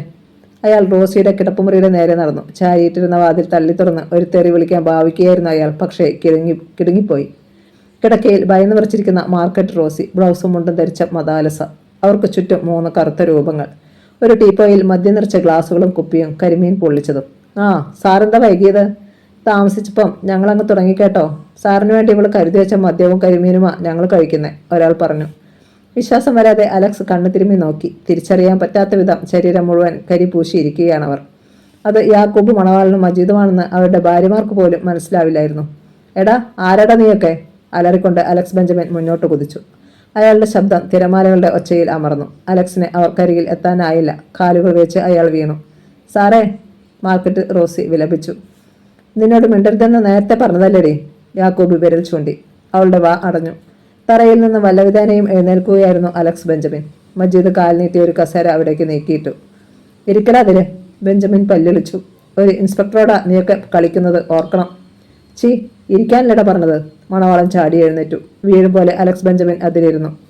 ഇൻസ്പെക്ടർ റോസിയെ കൂടി ഒന്ന് നോക്കിയിട്ട് മജീദ് പരിഹസിച്ചു. ഇപ്പം കാണണോടാ നാട്ടുകാരെ വിളിച്ചുകൂട്ടി നിന്നെ ഈ തേവിടിച്ചിയെയും പിടിച്ച് കല്യാണം കഴിപ്പിക്കുന്നത്. മദ്യലഹരിയിലും SI പതറി. നിങ്ങൾ ആരാ? എന്തു വേണം? അയാൾ അല്പമൊന്ന് അയഞ്ഞു. അതൊക്കെ പറഞ്ഞു തരാൻ ഇഷ്ടംപോലെ നേരമുണ്ട് സാറേ, നമുക്ക് വിശദമായി പരിചയപ്പെടാമെന്നേ. മണവാളൻ ഗ്ലാസ് ഉയർത്തി വായിലേക്ക് കമഴ്ത്തി. ശേഷം കുറച്ച് കരിമീൻ അടർത്തി തിന്നു.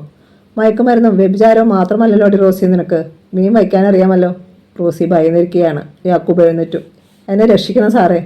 അപ്രതീക്ഷിതമായി നിലവിളിച്ചുകൊണ്ട് റോസി കട്ടിലിൽ നിന്ന് ചാടി. മജീദ് വട്ടം കറങ്ങി ഒറ്റയടി. റോസി കട്ടിലിലേക്ക് തന്നെ വീണു. അവളുടെ മുടി അഴിഞ്ഞു ചിതറി. ഇവിടെ വന്നപ്പോഴേ നിനക്കൊരെണ്ണം കരുതി വെച്ചാലി ഞാൻ. നീ അടങ്ങിയിരുന്നുകൊണ്ട് അത് താമസിച്ചു പോയെന്നേ ഉള്ളൂ. കട്ടിലിൽ കൈകുത്തി എഴുന്നേറ്റിരുന്ന റോസിയുടെ ചുണ്ടു പൊട്ടി ചോര കിനിഞ്ഞു. ഇനി ഒരു ഡ്യൂട്ടി കൂടിയേ ഉള്ളൂ നിനക്ക്. എഴുന്നേൽക്കടി, മണവാളൻ കൽപ്പിച്ചു. റോസി ഭീതിയോടെ എഴുന്നേറ്റ് നിന്നു. മജീദും യാക്കൂബും കൂടി അലക്സ് ബെഞ്ചമിനെ കസേരയിൽ നിന്ന് പിടിച്ചുയർത്തി. അയാൾ കുതറി. വിടടാ. ദേ, എനിക്ക് പോലീസിനെ തല്ലുന്നത് വലിയ ഇഷ്ടമാ, തല്ലിക്കല്ലേ. യാക്കൂബിന്റെ മുന്നറിയിപ്പ്. മദ്യലഹരിയിൽ അലക്സിന്റെ കഴുത്ത് ഒടിഞ്ഞതുപോലെ മുന്നോട്ട് മടങ്ങി. മണവാളൻ അയാളുടെ ഷർട്ടിന്റെ ബട്ടണുകൾ അഴിച്ചു. മറ്റു രണ്ടുപേരും അയാളെ റോസിയുടെ അടുത്തേക്ക് നീക്കി നിർത്തി. കെട്ടിപ്പിടിക്കരി സാറിനെ. അവൾ മടിച്ചു. എടി പിടിക്കാൻ. മജീദ് കൈ ഓങ്ങിയപ്പോഴേക്കും അവൾ അയാളെ കെട്ടിപ്പിടിച്ചു. മണവാളൻ തങ്ങൾ കൊണ്ടുവന്നു വെച്ച ക്യാമറ മേശപ്പുറത്ത് നിന്നെടുത്തു. ഫ്ലാഷ് മിന്നി. യാക്കൂബ് ബെഞ്ചമിനെയും റോസിയെയും തള്ളി കിടക്കയിലേക്കിട്ടു. ഒരു ഫോട്ടോ കൂടി. ഇത് മതി അലക്സാറെ. ഇനി താൻ ഞങ്ങളെ തേടി വന്നാൽ ഈ ഫോട്ടോകൾ മാത്രം മതി തന്നെ നേരിടാൻ. SI എന്തോ പറഞ്ഞെങ്കിലും വ്യക്തമായില്ല. വാ സാറേ, ഇനി നമുക്ക് പോകാം. മജീദും യാക്കൂബും കൂടി അലക്സ് ബെഞ്ചമിനെ എഴുന്നേൽപ്പിച്ചു. മണവാളൻ റോസിയുടെ കൈകൾ ചേർത്ത് കെട്ടി. ഇവിടെ അടങ്ങിക്കിടന്നോണം നീ. അയാൾ കുറേ തുണി വലിച്ചു കീറി അവളുടെ വായിലും കുത്തിത്തിരുകി. ശേഷം മൂവര് ചേർന്ന് SIയെ പുറത്തേക്ക് വലിച്ചു വെച്ചു. അത് റോസി ഭയപ്പാടോടെ നോക്കിയിരുന്നു. തൻ്റെ സെൽഫോണ് ഇവന്മാർ തല്ലിപ്പൊട്ടിച്ചല്ലോ എന്ന് അവൾ ഓർത്തു. അടുത്ത നിമിഷം അവൾക്ക് മുന്നിൽ വാതിലടഞ്ഞ് ഓടാമ്പലും വീണു. ഇത്തിരി കഴിഞ്ഞപ്പോൾ പുറത്ത് ജീപ്പ് സ്റ്റാർട്ടാവുന്ന ശബ്ദം. തൃക്കുന്നപ്പുഴ ബലികർമ്മങ്ങൾ നടത്തുന്ന കടലോരം വിജനമായിരുന്നു. പുലിമുട്ടകൾക്കു നടുവിലൂടെ തിരമാലകൾ തീരത്തേക്ക് പാഞ്ഞെത്തിക്കൊണ്ടിരുന്നു. പാഞ്ഞെത്തിയ പോലീസ് ജീപ്പ് കരിമണലിൽ ചക്രങ്ങൾ പൊതിഞ്ഞു നിന്നു. അതിൻ്റെ പിന്നിൽ നിന്ന് ചാക്കുകെട്ടുപോലെ SI അലക്സ് ബെഞ്ചമിൻ മണ്ണിലേക്ക് തെറിച്ചു വീണു. അയാളിൽ നിന്നൊരു നിലവിളിയുണ്ടായി. എന്തിനാണ് എന്നെ ഇവിടെ കൊണ്ടുവന്നത്? കൊല്ലാൻ. തലയ്ക്ക് മുകളിൽ ഒരു ശബ്ദം കേട്ട് അലക്സ് ബെഞ്ചമിൻ കിടുങ്ങി മുഖമുയർത്തി. മുന്നിൽ മല പോലെ വളർന്നു നിൽക്കുന്ന ഒരാൾ. നാട്ടുവെളിച്ചത്തിൽ ആ മുഖം അയാൾ തിരിച്ചറിഞ്ഞു. വിശ്വരൂപൻ ചാന്നാർ. തൊണ്ടയിൽ ശബ്ദം കുരുങ്ങി. നിങ്ങൾ നിങ്ങൾ മണ്ണിൽ കൈക്കുത്തി SI എഴുന്നേറ്റു. കാക്കി ശരീരത്തിൽ കയറിയാൽ അത് എന്ത് നെറുകേടും ചെയ്യാനുള്ളതാണെന്ന് കരുതുന്ന നിന്റെ ആ വിശ്വാസം മാറ്റാൻ പോകുകയാണ് ഞാൻ. മരണത്തിന് മുമ്പേ നിനക്ക് ബലിയിടാൻ. കടൽക്കാറ്റിൽ അലക്സ് ബെഞ്ചമിൻ വല്ലാതെ ഉലഞ്ഞു. തന്നെ ചൂഴ്ന്നു നിൽക്കുന്ന അപകടം അയാൾക്ക് ബോധ്യമായി. അങ്ങത്തെ ഞാൻ. ചാന്നാർ തലവെട്ടിച്ചു. അങ്ങത്തോ? അതെന്നെ സ്നേഹത്തോടെ നാട്ടുകാർ വിളിക്കുന്ന പേരാടാ. നിനക്കങ്ങനെ വിളിക്കാൻ യാതൊരു അർഹതയുമില്ല. ചാന്നാർ അയാളുടെ തോളിൽ കൈവച്ചു. ആ കണ്ണുകളിലേക്ക് നോക്കി. നിന്നെ കൊന്നോക്കട്ടെ? മരണം പോലെ തണുത്ത ചോദ്യം. അലക്സ് ബെഞ്ചമിൻ വിറച്ചു തുള്ളി. വേണ്ട, കൊല്ലരുത്. കൊല്ലാതിരുന്നാൽ നീ എനിക്കെന്ത് തരും? എന്തും. അയാൾക്ക് ചിന്തിക്കാനില്ലായിരുന്നു. കുറുക്കനാണ് നീ. രക്ഷപ്പെടാൻ വേണ്ടി എന്തും പറയും. ഇല്ല, സത്യം. അയാൾ കൈകൂപ്പി. പക്ഷേ ഒരു പരീക്ഷണത്തിന് ഞാൻ ഒരുക്കമല്ല അലക്സേ. അടിച്ചു തകർത്ത് ഒരു തിര വരുന്നത് കണ്ടു. ചാന്നാർ അലക്സിന്റെ നെഞ്ചിൽ ചവിട്ടി തിരയിലേക്ക് മറിച്ചു. തിര അയാൾക്ക് പുറത്തുകൂടി ഇപ്പുറം മറിഞ്ഞു. മടങ്ങിയ തിരയ്ക്കൊപ്പം അയാൾ കടലിലേക്ക് ഉരുണ്ടു. അവിടെ നിന്ന് എഴുന്നേൽക്കും മുമ്പ് അടുത്ത തിര വന്നു. അങ്ങനെ 4-5 തവണ. അലക്സ് ബെഞ്ചമിന്റെ മൂക്കിലൂടെയും വായിലൂടെയും ഉപ്പുവെള്ളം അടിച്ചു കയറി. വസ്ത്രത്തിനുള്ളിൽ കരിമണൽ കുഴഞ്ഞു. അയാൾ കുറെ ഉപ്പുവെള്ളം കുടിച്ചു.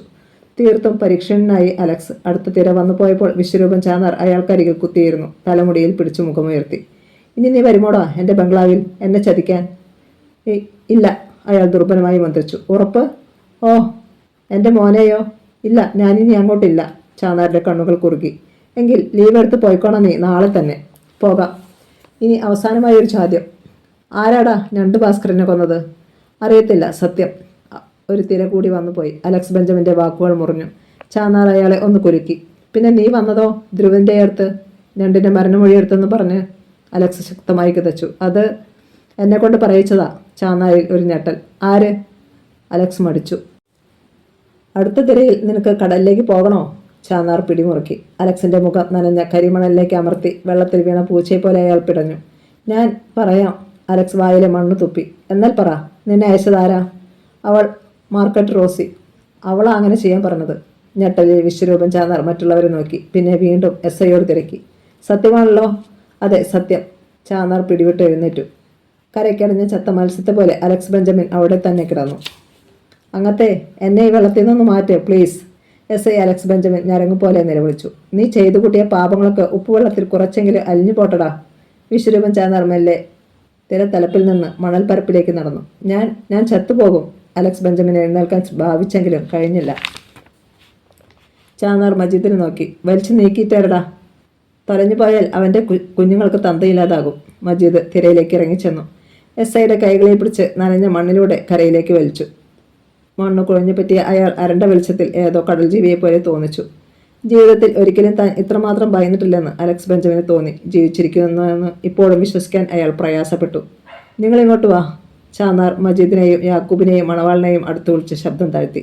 Market Rosie. അവളെ ഇപ്പം തന്നെ പൊക്കണം. ബെഞ്ചമിൻ എങ്ങനെയെങ്കിലും അവൾക്ക് വിവരം നൽകിയാൽ പിന്നെ നമുക്ക് അവളെ കാണാൻ പോലും കിട്ടത്തില്ല.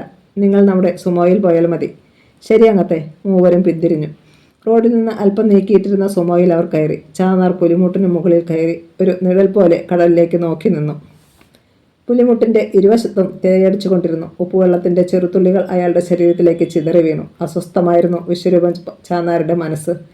താൻ കരുതുന്നതിനും അപ്പുറത്ത് അപകടങ്ങൾ പതിയിരിക്കുന്ന പോലെയുള്ള തോന്നൽ. റോസിയെ കയ്യിൽ കിട്ടിക്കഴിയുമ്പോൾ സകല കാര്യങ്ങൾക്കും തെളിവുകൾ ലഭിക്കുമെന്ന് അയാൾ ഉറച്ചു വിശ്വസിച്ചു. അരമണിക്കൂറിനുള്ളിൽ സുമോ തോട്ടപ്പള്ളിയിൽ റോസിയുടെ വീടിനു മുന്നിൽ ബ്രേക്കിട്ടു. നീ വണ്ടി തിരിച്ചിട്ട് ഇതിൽ തന്നെ ഇരുന്നാൽ മതി. യാക്കൂബ് മണവാളിനോട് പറഞ്ഞ ശേഷം മജീദിനെയും കൂട്ടി വീട്ടിലേക്ക് കയറി. എല്ലാം തങ്ങൾ പോയപ്പോഴത്തെ പോലെയാണെന്ന് കണ്ടു. മജീദ് വാതിലിൻ്റെ ഓടാമ്പൽ വലിച്ചു നീക്കി. പക്ഷേ റോസി ഇരുന്ന മുറിയിലേക്ക് നോക്കിയ അയാൾ അമ്പരന്നു. അവളെന്തിയെ? യാക്കൂബ് അകത്തേക്ക് ഓടിക്കയറി. അവളെ കെട്ടിയിട്ടിരുന്ന കയറും വായിൽ തിരികിയിരുന്ന തുണിയും തറയിൽ കിടക്കുന്നത് കണ്ടു. തൊട്ടടുത്ത മുറികളും അവർ പരിശോധിച്ചു. കണ്ടില്ല. മജീദ് അപ്പോൾ തന്നെ ചാന്നാരെ ഫോണിലൂടെ വിവരം അറിയിച്ചു. എങ്കിൽ നിങ്ങൾ ഇനി ഒരു നിമിഷം അവിടെ നിൽക്കരുത്, വേഗം പോരെ. ചാന്നാരുടെ നിർദ്ദേശം കിട്ടി. പിറ്റേന്ന് രാവിലെ 10 മണിക്ക് MLA ശ്രീനിവാസൻ SI അലക്സ് ബെഞ്ചമിന് ഫോൺ ചെയ്തു. പക്ഷേ സ്വിച്ച് ഓഫ് എന്ന മറുപടിയാണ് കിട്ടിയത്. ശ്രീനിവാസൻ ദേവസേനാപതിയെ വിളിച്ചു. അയാളെ ലൈനിൽ കിട്ടി. ഇന്നലെ നമ്മൾ ഏൽപ്പിച്ച കാര്യം രാവിലെ തന്നെ ചെയ്യണമെന്ന് ഓർമ്മിപ്പിക്കാൻ ഞാൻ അലക്സിനെ വിളിച്ചു. കിട്ടുന്നില്ല. എനിക്കാണെങ്കിൽ തിരുവനന്തപുരത്ത് പോകണം താനും. ഇന്ന് തന്നെ ചാന്നാർക്ക് പണി കൊടുത്തിരിക്കണം. താൻ അലക്സിനെ ഒന്ന് തപ്പ്. അതൊക്കെ ഞാൻ ഏറ്റു. ദേവസേനാപതിയുടെ ശബ്ദം ശ്രീനിവാസൻ കേട്ടു. അപ്പോൾ തന്നെ ദേവസേനാപതി അലക്സ് ബെഞ്ചമിനെ തിരയാൻ തുടങ്ങി. യാതൊരു വിവരവും കിട്ടാഞ്ഞ് അവസാനം പോലീസ് സ്റ്റേഷനിലേക്ക് ചെന്നു. സാറ് രാവിലെ വന്നിരുന്നു. കുറച്ച് ദിവസത്തേക്ക് ലീവിലാണെന്നും പറഞ്ഞ് SP സാറിനെ കാണാൻ പോയപ്പോൾ ASI പറഞ്ഞപ്പോൾ ദേവസേനാപതി മിഴിച്ചു നിന്നു. ശേഷം വിവരം ശ്രീനിവാസനെ വിളിച്ചറിയിച്ചു. അയാൾ പെട്ടെന്നൊരു തീരുമാനം അങ്ങനെ എടുത്തെങ്കിൽ സൂക്ഷിക്കണം സേനാപതി. വിശ്വരൂപൻ അയാളെ കണ്ടിട്ടുണ്ട് തീർച്ച.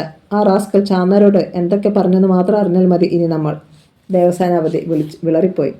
ആ നേരത്ത് ഹോസ്പിറ്റലിലേക്ക് പുറപ്പെടാൻ ഭാവിക്കുകയായിരുന്നു വിശ്വരൂപൻ ചാന്നാരും ധ്രുവും ക്ഷിപ്രയും. ഭാരതീയമ്മാളിനെയും പത്മത്തെയും ഇന്ന് ഡിസ്ചാർജ് ചെയ്യുകയാണ്. അവർ യാത്രയായി. ധ്രുവാണ് ഡ്രൈവ് ചെയ്തത്. തൊട്ടടുത്ത സീറ്റിൽ ചാന്നാരും പിന്നിൽ ക്ഷിപ്രയും. കാർ കരിയിലക്കുളങ്ങര പിന്നിട്ടപ്പോൾ ധ്രുവ് തലതിരിച്ച് അച്ഛനെ നോക്കി. ഇന്നലത്തെ ബാക്കി അച്ഛൻ പറഞ്ഞില്ലല്ലോ. വണ്ടാനത്ത് എത്തുന്നതുവരെ നമുക്ക് സമയമുണ്ട്, ക്ഷിപ്ര പറഞ്ഞു. ഭാരതീയ അപ്പച്ചിയെയും മേരിയെയും അച്ഛനാണ് സ്കൂളിൽ കൊണ്ടുപോയിരുന്നതെന്ന് പറഞ്ഞു. പിന്നെന്ത് സംഭവിച്ചു? ചാന്നാർ ദീർഘമായി ഒന്ന് നിശ്വസിച്ചു. എതിരെ വന്ന വാഹനങ്ങളൊന്നും കണ്ടില്ല. വിശ്വരൂപൻ ചാന്നാർ ഭൂതകാലത്തിലേക്ക് മുങ്ങി താഴുകയായിരുന്നു അയാൾ.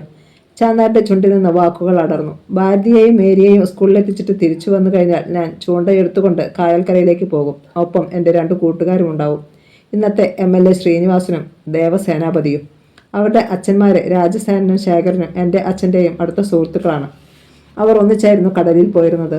ധ്രുവും ക്ഷിപ്രയും കാതുകൾ കൂർപ്പിച്ചിരുന്നു. മീൻപിടുത്തത്തേക്കാൾ ശ്രീനിവാസന് ഇഷ്ടം രാഷ്ട്രീയ നേതാവാകുക എന്തായിരുന്നു. ദേവസേനാപതിക്ക് പണക്കാരനും. ഒരിക്കൽ ദേവസേനാപതി പറഞ്ഞു, ഈ തീരത്ത് കിടക്കുന്ന മണൽ വാരി വിറ്റാൽ കാശ് കിട്ടുമായിരുന്നേല് ഞാനത് ചെയ്തേനെ. അവർ രണ്ടുപേരും ലക്ഷ്യം സാധിച്ചു. അല്ലേ അച്ഛാ? ക്ഷിപ്ര തിരക്കി. ചാന്നാർ കടുപ്പിച്ചു മൂളി. അന്നൊക്കെ ഞാൻ അവനെ കളിയാക്കിയിരുന്നു. കാശ് കിട്ടണേൽ കടലമ്മ കനിയണം, മീൻ പിടിക്കണം എന്നൊക്കെ പറഞ്ഞ്. എന്നാൽ മീൻ പിടിക്കാതെ തന്നെ കാശുണ്ടാക്കും എന്നായിരുന്നു അവൻ്റെ വാശി. ആ വാശിയിൽ അവൻ വിജയിച്ചു.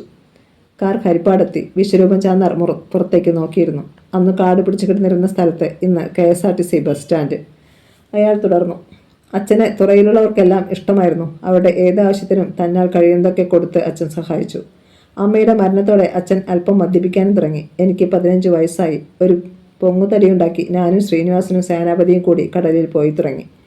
ഉപയോഗശൂന്യമായ വലകൾ കോർത്തുകെട്ടിക്കൊണ്ടായിരുന്നു ആദ്യ യാത്ര. ആ കാലം കാണുകയായിരുന്നു ചാന്നാർ.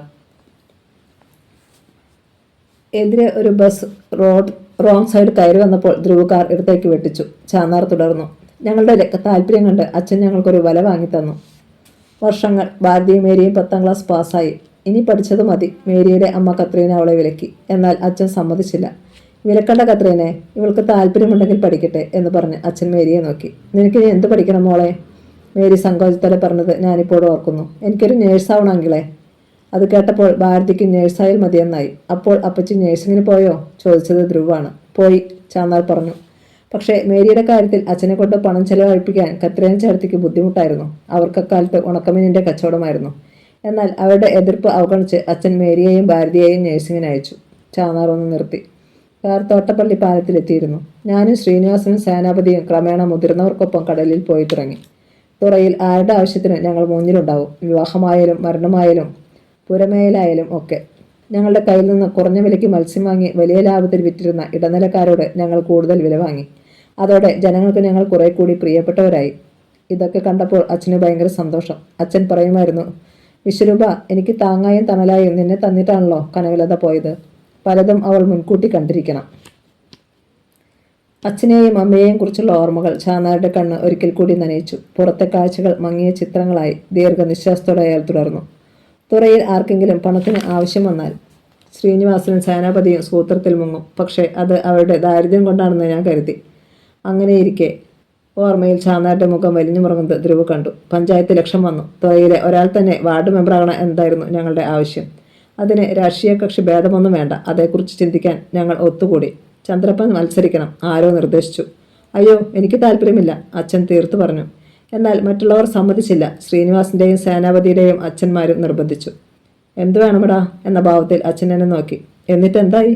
ക്ഷിപ്രയ്ക്ക് അതറിയാൻ തിടുക്കം. അച്ഛൻ സമ്മതിക്കുമെന്ന് ഞാൻ പറഞ്ഞു. അങ്ങനെ തീരുമാനമായി. പിന്നീട് പക്ഷേ എനിക്ക് തോന്നിയിട്ടുണ്ട് അത് വേണ്ടായിരുന്നെന്ന്. ചാന്നാർ ഒരു നിമിഷം കണ്ണുകൾ അടച്ചു. അതെന്താ?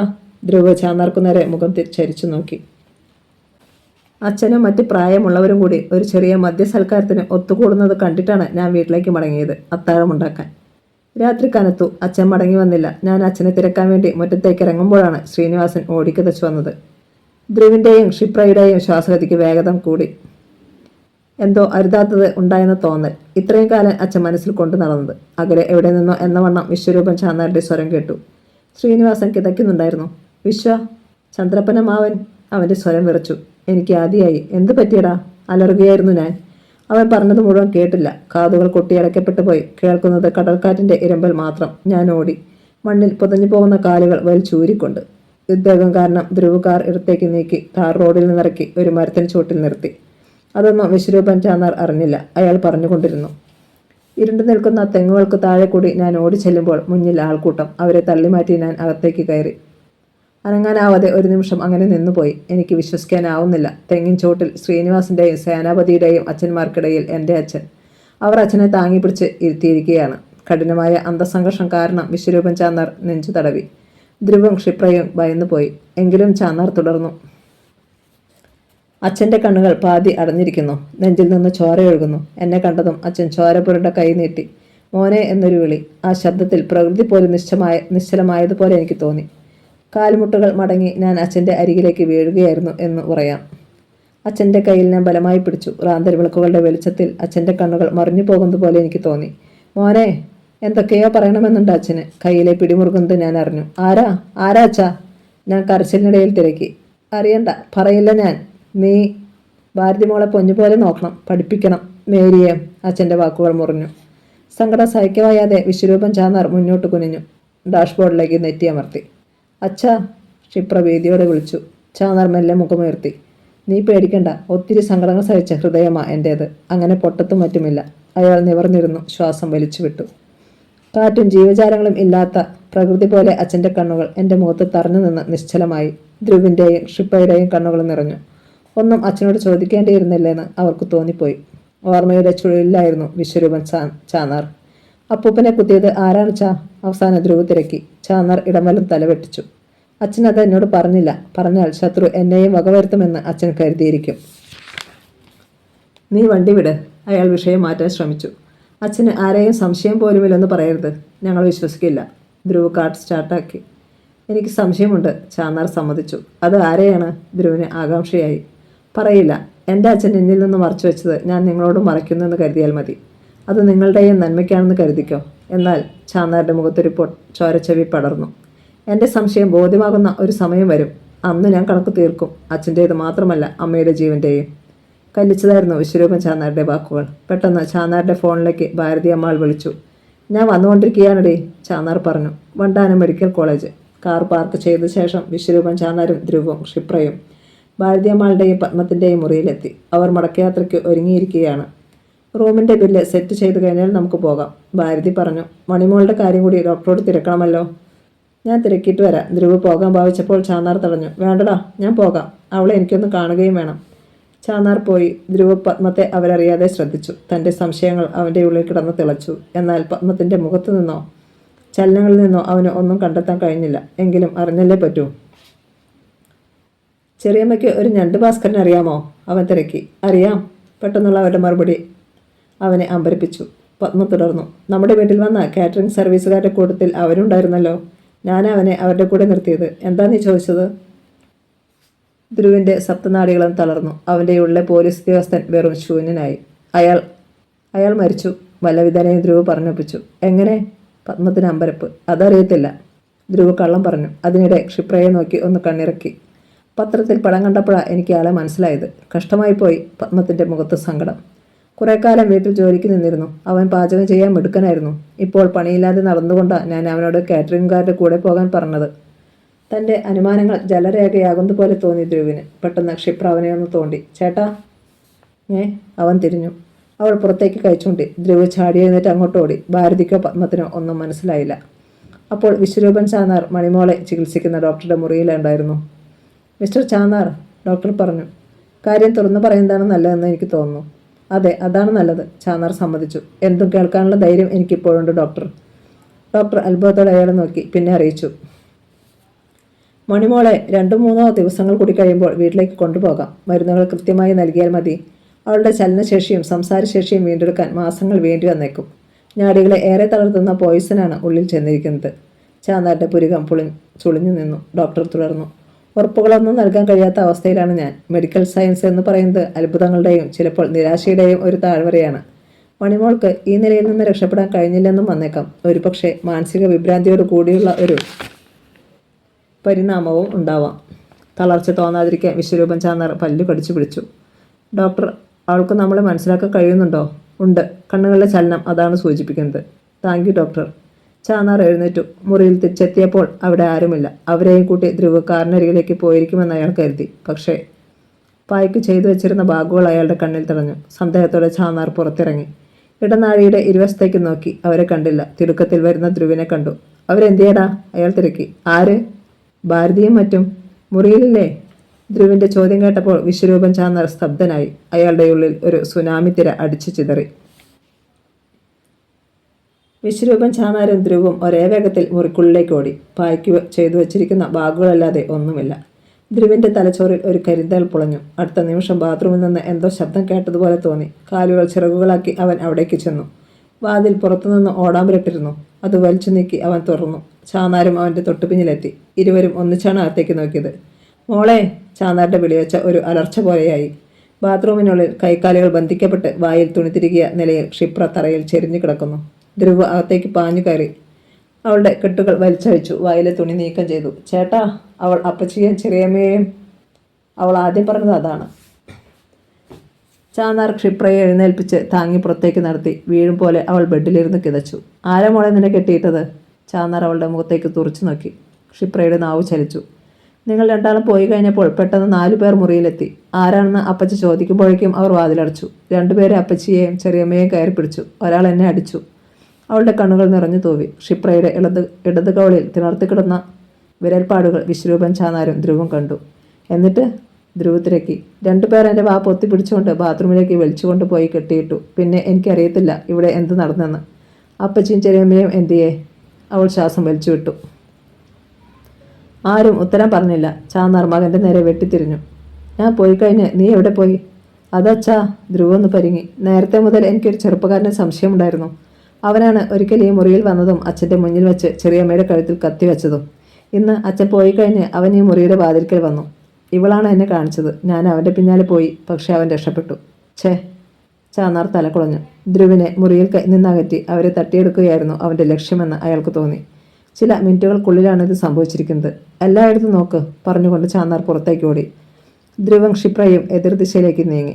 ചാന്നാർ വാച്ചറുടെ അടുത്തെത്തി. അയാൾക്ക് ചാന്നാരെയും ഭാരതിയെയും മറ്റും അറിയാമായിരുന്നു. ഭാരതിയോ പത്മമോ ഈ വഴി പോയോ? ഇല്ല സാർ, കണ്ടില്ല. എന്താ? ചാന്നാർ ഉത്തരം നൽകിയില്ല. ആ ഫ്ലോർ മുഴുവൻ തിരഞ്ഞു. പിന്നെ അടുത്ത നിലയിലേക്ക് കയറി. എതിരെ ധ്രുവും ക്ഷിപ്രയും വരുന്നുണ്ടായിരുന്നു. കണ്ടോടാ? ഇല്ല. അവർ ഡ്യൂട്ടി നേഴ്സുമാരോട് അന്വേഷിച്ചു. ആരും കണ്ടിട്ടില്ല. അടുത്ത സെക്കൻഡിൽ ചാന്നാരുടെ ഫോൺ ശബ്ദിച്ചു. അയാൾ അതെടുത്ത് നോക്കി. നേരത്തെ 2 വട്ടം തനിക്ക് വന്നിട്ടുള്ള ഒരു പ്രൈവറ്റ് നമ്പർ. അയാളുടെ നെഞ്ചു കിടുങ്ങി. ധ്രുവിനെ ഒരു ആംഗ്യം കാണിച്ചുകൊണ്ട് അയാൾ ഫോൺ അറ്റൻഡ് ചെയ്തു. ഒപ്പം ലൗഡ് സ്പീക്കർ മോഡിലാക്കുകയും റെക്കോർഡ് ചെയ്യാനും തുടങ്ങി. വിശ്വരൂപൻ ചാന്നാർ? നേരത്തെ കേട്ടിട്ടുള്ള അതേ ശബ്ദം. അതെ. നിങ്ങളുടെ ഭാര്യയെയും പെങ്ങളെയും കാണാനില്ല അല്ലേ? ചാന്നാരുടെയും ധ്രുവിൻ്റെയും മനസ്സ് ജാഗരൂകമായി. എന്ന് നിന്നോട് ആര് പറഞ്ഞു? അപ്പുറത്ത് മുഴക്കമുള്ള ചിരി. അവരെ അവിടെ നിന്ന് റാഞ്ചിയെടുത്ത എന്നോട് തന്നെയാണോ ഈ ചോദ്യം? നീ അവരെ? ചാന്നാരുടെ പല്ലുകൾ ഞെരിഞ്ഞു. ക്ഷിപ്ര സ്തബ്ധയായി അച്ഛനെയും ഏട്ടനെയും നോക്കി. ശബ്ദിക്കരുതെന്ന് ധ്രുവ ആംഗ്യം കാണിച്ചു. നിനക്കെന്താ വേണ്ടത്? രോഷവും അസ്വസ്ഥതയും ഒന്നിച്ചുണ്ടായി ചാന്നാർക്ക്. നിന്റെ മൂത്ത മകളും മകനുമുണ്ടല്ലോ അടുത്ത്. മകളെ എങ്ങ് തരുമോ നീ? അമർത്തിയ ചോദ്യം. എടാ! പരിസരം മറന്ന് വിശ്വരൂപൻ ചാന്നാർ അലറി. ഇടനാഴിയിലൂടെ വന്നവർ ചാന്നാരെ തുറച്ചു നോക്കി. അയാളൊന്നും ശ്രദ്ധിച്ചില്ല. അപ്പോൾ മറുതലയ്ക്കിൽ നിന്ന് വീണ്ടും ശബ്ദം കേട്ടു. സുന്ദരിയാണ് നിന്റെ ഭാര്യ കേട്ടോ? ചാന്നാരുടെ മുഖം വലിഞ്ഞു മുറുക്കി. എടാ, അവൾക്ക് എൻ്റെ പെങ്ങൾക്ക് എന്തെങ്കിലും സംഭവിച്ചാൽ എന്തു ചെയ്യാൻ പറ്റും? ചാന്നാർക്ക് ഉത്തരമുട്ടി. എങ്കിലും അടുത്ത നിമിഷം പറഞ്ഞു. കൊന്നു കളയും നിന്നെ ഞാൻ. ഒരു ചിരിയുടെ അകമ്പടിയോടെ ഫോൺ കട്ടായി. ചാന്നാരും ധ്രുവും ഒരു നിമിഷം നിശ്ചലരായി. പിന്നെ വേഗം ഹോസ്പിറ്റൽ സൂപ്രണ്ടിനെയും പോലീസിനെയും വിവരമറിയിച്ചു. അവർ അന്വേഷണം തുടങ്ങി. ഉച്ചയായിട്ട് പക്ഷേ ഒരു തുമ്പും കിട്ടിയില്ല. ചാന്നാർ തനിക്കുള്ള സ്വാധീനം ഉപയോഗിച്ച് ആഭ്യന്തരമന്ത്രിയുമായി ബന്ധപ്പെട്ടു. മന്ത്രി നേരിട്ട് ആലപ്പുഴ SP യെ വിളിച്ച് അന്വേഷണം ത്വരിതപ്പെടുത്താൻ ഉത്തരവിട്ടു. മുറിക്കുള്ളിൽ തന്നെ അസ്വസ്ഥതയോടെ ഇരിക്കുകയായിരുന്നു ധ്രുവും ക്ഷിപ്രയും. ചാന്നാർ SP ഓഫീസിലേക്ക് പോയിരിക്കുകയാണ്. ഉത്തരം കിട്ടാത്ത ഒരുപാട് ചോദ്യങ്ങളുണ്ടായിരുന്നു ധ്രുവിന്. 2 ഭാസ്കരനെ അറിയാമെന്ന് പത്മ പറഞ്ഞെങ്കിലും കൃത്യമായ വിവരണം നൽകിയെങ്കിലും അവരിലെ സംശയം നീങ്ങിയിരുന്നില്ല. ധ്രുവ മുഖം തിരിച്ച് ക്ഷിപ്രയെ നോക്കി. നേരത്തെ ഇവിടെ നടന്ന സംഭവങ്ങൾ നീയൊന്ന് വിസ്തരിച്ച് പറഞ്ഞേടി. അവരെ ചിലർ ആക്രമിക്കാൻ വന്ന ദിവസത്തേത്? ക്ഷിപ്ര എല്ലാം ഓർത്തു പറഞ്ഞു. ധ്രുവം മെല്ലെ തലയാട്ടിക്കൊണ്ടിരുന്നു. എല്ലാം കേട്ടതിന് ശേഷം തിരക്കി. അവരെ കൊല്ലാൻ തന്നെയായിരുന്നു അവരുടെ പദ്ധതി. നിനക്ക് എന്തെങ്കിലും സംശയം തോന്നിയതോ? അങ്ങനെയൊന്നുമില്ല. എന്നാൽ ധ്രുവിൻ്റെ മുഖത്ത് ജിജ്ഞാസ വന്നു. നിന്റെ തോന്നൽ പറയൂ. കൊല്ലാനായിരുന്നെങ്കിൽ ഞങ്ങൾ മടങ്ങി വരുന്നതിന് മുമ്പ് ഒരു കത്തി കൊണ്ട് അതാവുമായിരുന്നു. മാത്രമല്ല മുറിയിലെത്തിയ 2 പേർ പുറത്ത് കാത്തു നിൽക്കേണ്ട കാര്യവുമില്ലായിരുന്നു. യെസ് ധ്രുവ പിടഞ്ഞുണർന്നു. തൻ്റെ ചിന്തകൾ നേരെ വഴിക്കാണെന്ന് അവന് തോന്നി. അതിനർത്ഥം ഒന്നേയുള്ളൂ ക്ഷിപ്രേ. നിന്നെയും അച്ഛനെയും ഒന്ന് ഭയപ്പെടുത്തുക മാത്രമായിരുന്നു അവരുടെ ലക്ഷ്യം. അതുപോലെ അപ്പച്ചിയെയും. അല്ലെങ്കിൽ അവരുടെ ഭീഷണിക്ക് മുന്നിൽ ആരും വഴങ്ങില്ലെന്ന് അവർ കരുതിയിരിക്കും. പെട്ടെന്ന് ചാന്നാർ മുറിയിലേക്ക് വന്നു. അവരുടെ സംഭാഷണം മുറിഞ്ഞു. ധ്രുവും ക്ഷിപ്രയും എഴുന്നേറ്റു. എന്തായി അച്ഛാ? പോലീസ് എല്ലായിടത്തും അന്വേഷിക്കുന്നുണ്ട്. അത്ര വിശ്വാസമില്ലാത്തതുപോലെയായിരുന്നു അയാളുടെ വാക്കുകൾ. അയാൾ ആകെ പരീക്ഷണനാണെന്ന് ധ്രുവ് അറിഞ്ഞു. മണിക്കൂറുകൾ കൊണ്ട് അച്ഛൻ വല്ലാതെ തകർന്നിരിക്കുന്നു. ഒരിക്കലും തളരാത്ത അച്ഛൻ. ഇനി നമ്മൾ ഇവിടെ നിന്നിട്ട് കാര്യമില്ല, പോയേക്കാം. ചാന്നാർ ദീർഘമായി നിശ്വസിച്ചു. എങ്കിൽ നമുക്ക് മണിമോളെയും കൂടി അങ്ങ് കൊണ്ടുപോയാലോ അച്ഛാ? മരുന്നുകൾ വീട്ടിൽ വെച്ച് കൊടുത്താലും മതിയല്ലോ. അല്ലെങ്കിൽ അവൾക്കും അത് ശരിയാണെന്ന് ചാന്നാർക്കും തോന്നി. അവർ ഡോക്ടറെ കണ്ട് സംസാരിച്ചു. അദ്ദേഹം സമ്മതിച്ചു. അങ്ങനെ 3 മണിയോടുകൂടി മണിമോളെ ഡിസ്ചാർജ് ചെയ്തു. അവളെ ആംബുലൻസിലാണ് വലിയഴീക്കലേക്ക് കൊണ്ടുപോയത്. ചാന്നാരും ക്ഷിപ്രയും ഒപ്പം കയറി. ധ്രുവ് പിന്നാലെ കാറിലും. 3 ദിവസങ്ങൾ കൂടി കഴിഞ്ഞു. ഭാരതിയെയും പത്മത്തെയും കുറിച്ച് പോലീസിന് യാതൊരു വിവരവും കിട്ടിയില്ല. ഏതു നിമിഷവും തൻ്റെ ഫോണിലേക്ക് ഒരു കാൾ വരുമെന്ന് ചാന്നാർ പ്രതീക്ഷിച്ചു. അതും ഉണ്ടായില്ല. പോലീസ് പലവട്ടം ചാന്നാരുടെ വീട്ടിൽ വന്നുപോയി. ക്ഷിപ്ര മണിമോളുടെ അടുത്ത് തന്നെയാണ്. അവളെ പരിചരിക്കുന്ന ജോലി ക്ഷിപ്ര മറ്റാർക്കും വിട്ടുകൊടുത്തില്ല. ധ്രുവ് അവൻ്റേതായ രീതിയിൽ അന്വേഷണം തുടങ്ങിക്കഴിഞ്ഞെന്ന് ചാന്നാർക്ക് ബോധ്യമായി. അവനെ ഇവിടെ കുരുക്കാതെ ബാംഗ്ലൂർക്ക് തിരിച്ചയക്കണം എന്ന് അയാൾ തീരുമാനിച്ചു. തന്നെ വിളിക്കും എന്ന് പറഞ്ഞ യുവതി പിന്നീട് വിളിക്കാഞ്ഞപ്പോൾ ധ്രുവിന് സംശയമായി. തനിക്ക് വന്ന നമ്പറിൽ അവൻ വിളിച്ചു നോക്കി. പക്ഷേ ഫോൺ സ്വിച്ച് ഓഫ് ആയിരുന്നു. 2 ദിവസങ്ങൾ കൂടി കഴിഞ്ഞു. വിശ്വരൂപൻ ചാന്നാർ അസ്വസ്ഥനായി സിറ്റൗട്ടിൽ അങ്ങോട്ടും ഇങ്ങോട്ടും നടക്കുന്നത് ധ്രുവ് കണ്ടു. പിന്നെ ചാന്നാർ കസേരയിലേക്ക് ഇരുന്ന് അകലേക്ക് മിഴികൾ നട്ടു. ധ്രുവ് അടുത്തേക്ക് വന്നു. എന്തോ ചിന്തിച്ചിട്ട് ധ്രുവ് അച്ഛനെതിരെ ഇരുന്നു. എനിക്ക് ചില സംശയങ്ങളുണ്ട് അച്ഛാ. ചാന്നാരുടെ നെറ്റി ചുളിഞ്ഞു. അച്ഛൻ ക്ഷമയോടെ കേൾക്കണം എന്ന മുഖവരിയോടെ അവർ സംശയങ്ങൾ മുഴുവൻ പറഞ്ഞു. ചാന്നാർ തല കുടഞ്ഞു. No, impossible. എല്ലാത്തിനും പിന്നിൽ പത്മത്തിൻ്റെ കൈയുണ്ടെന്ന് നീ പറയരുത്. അവൾ അത്രക്കാരിയല്ല. അയാളുടെ ശബ്ദം അറിയാതെ ഉയർന്നു. ഉണ്ടാവരുതെന്നാണ് എൻ്റെയും ആഗ്രഹം. പക്ഷേ നിവൃത്തിക്കേടിൻ്റെ പേരിലാണ് ഞാൻ ഞണ്ട് ഭാസ്കരനെ പാചകക്കാരുടെ കൂടെ അയച്ചതെന്ന് തന്നെ ഇരിക്കട്ടെ.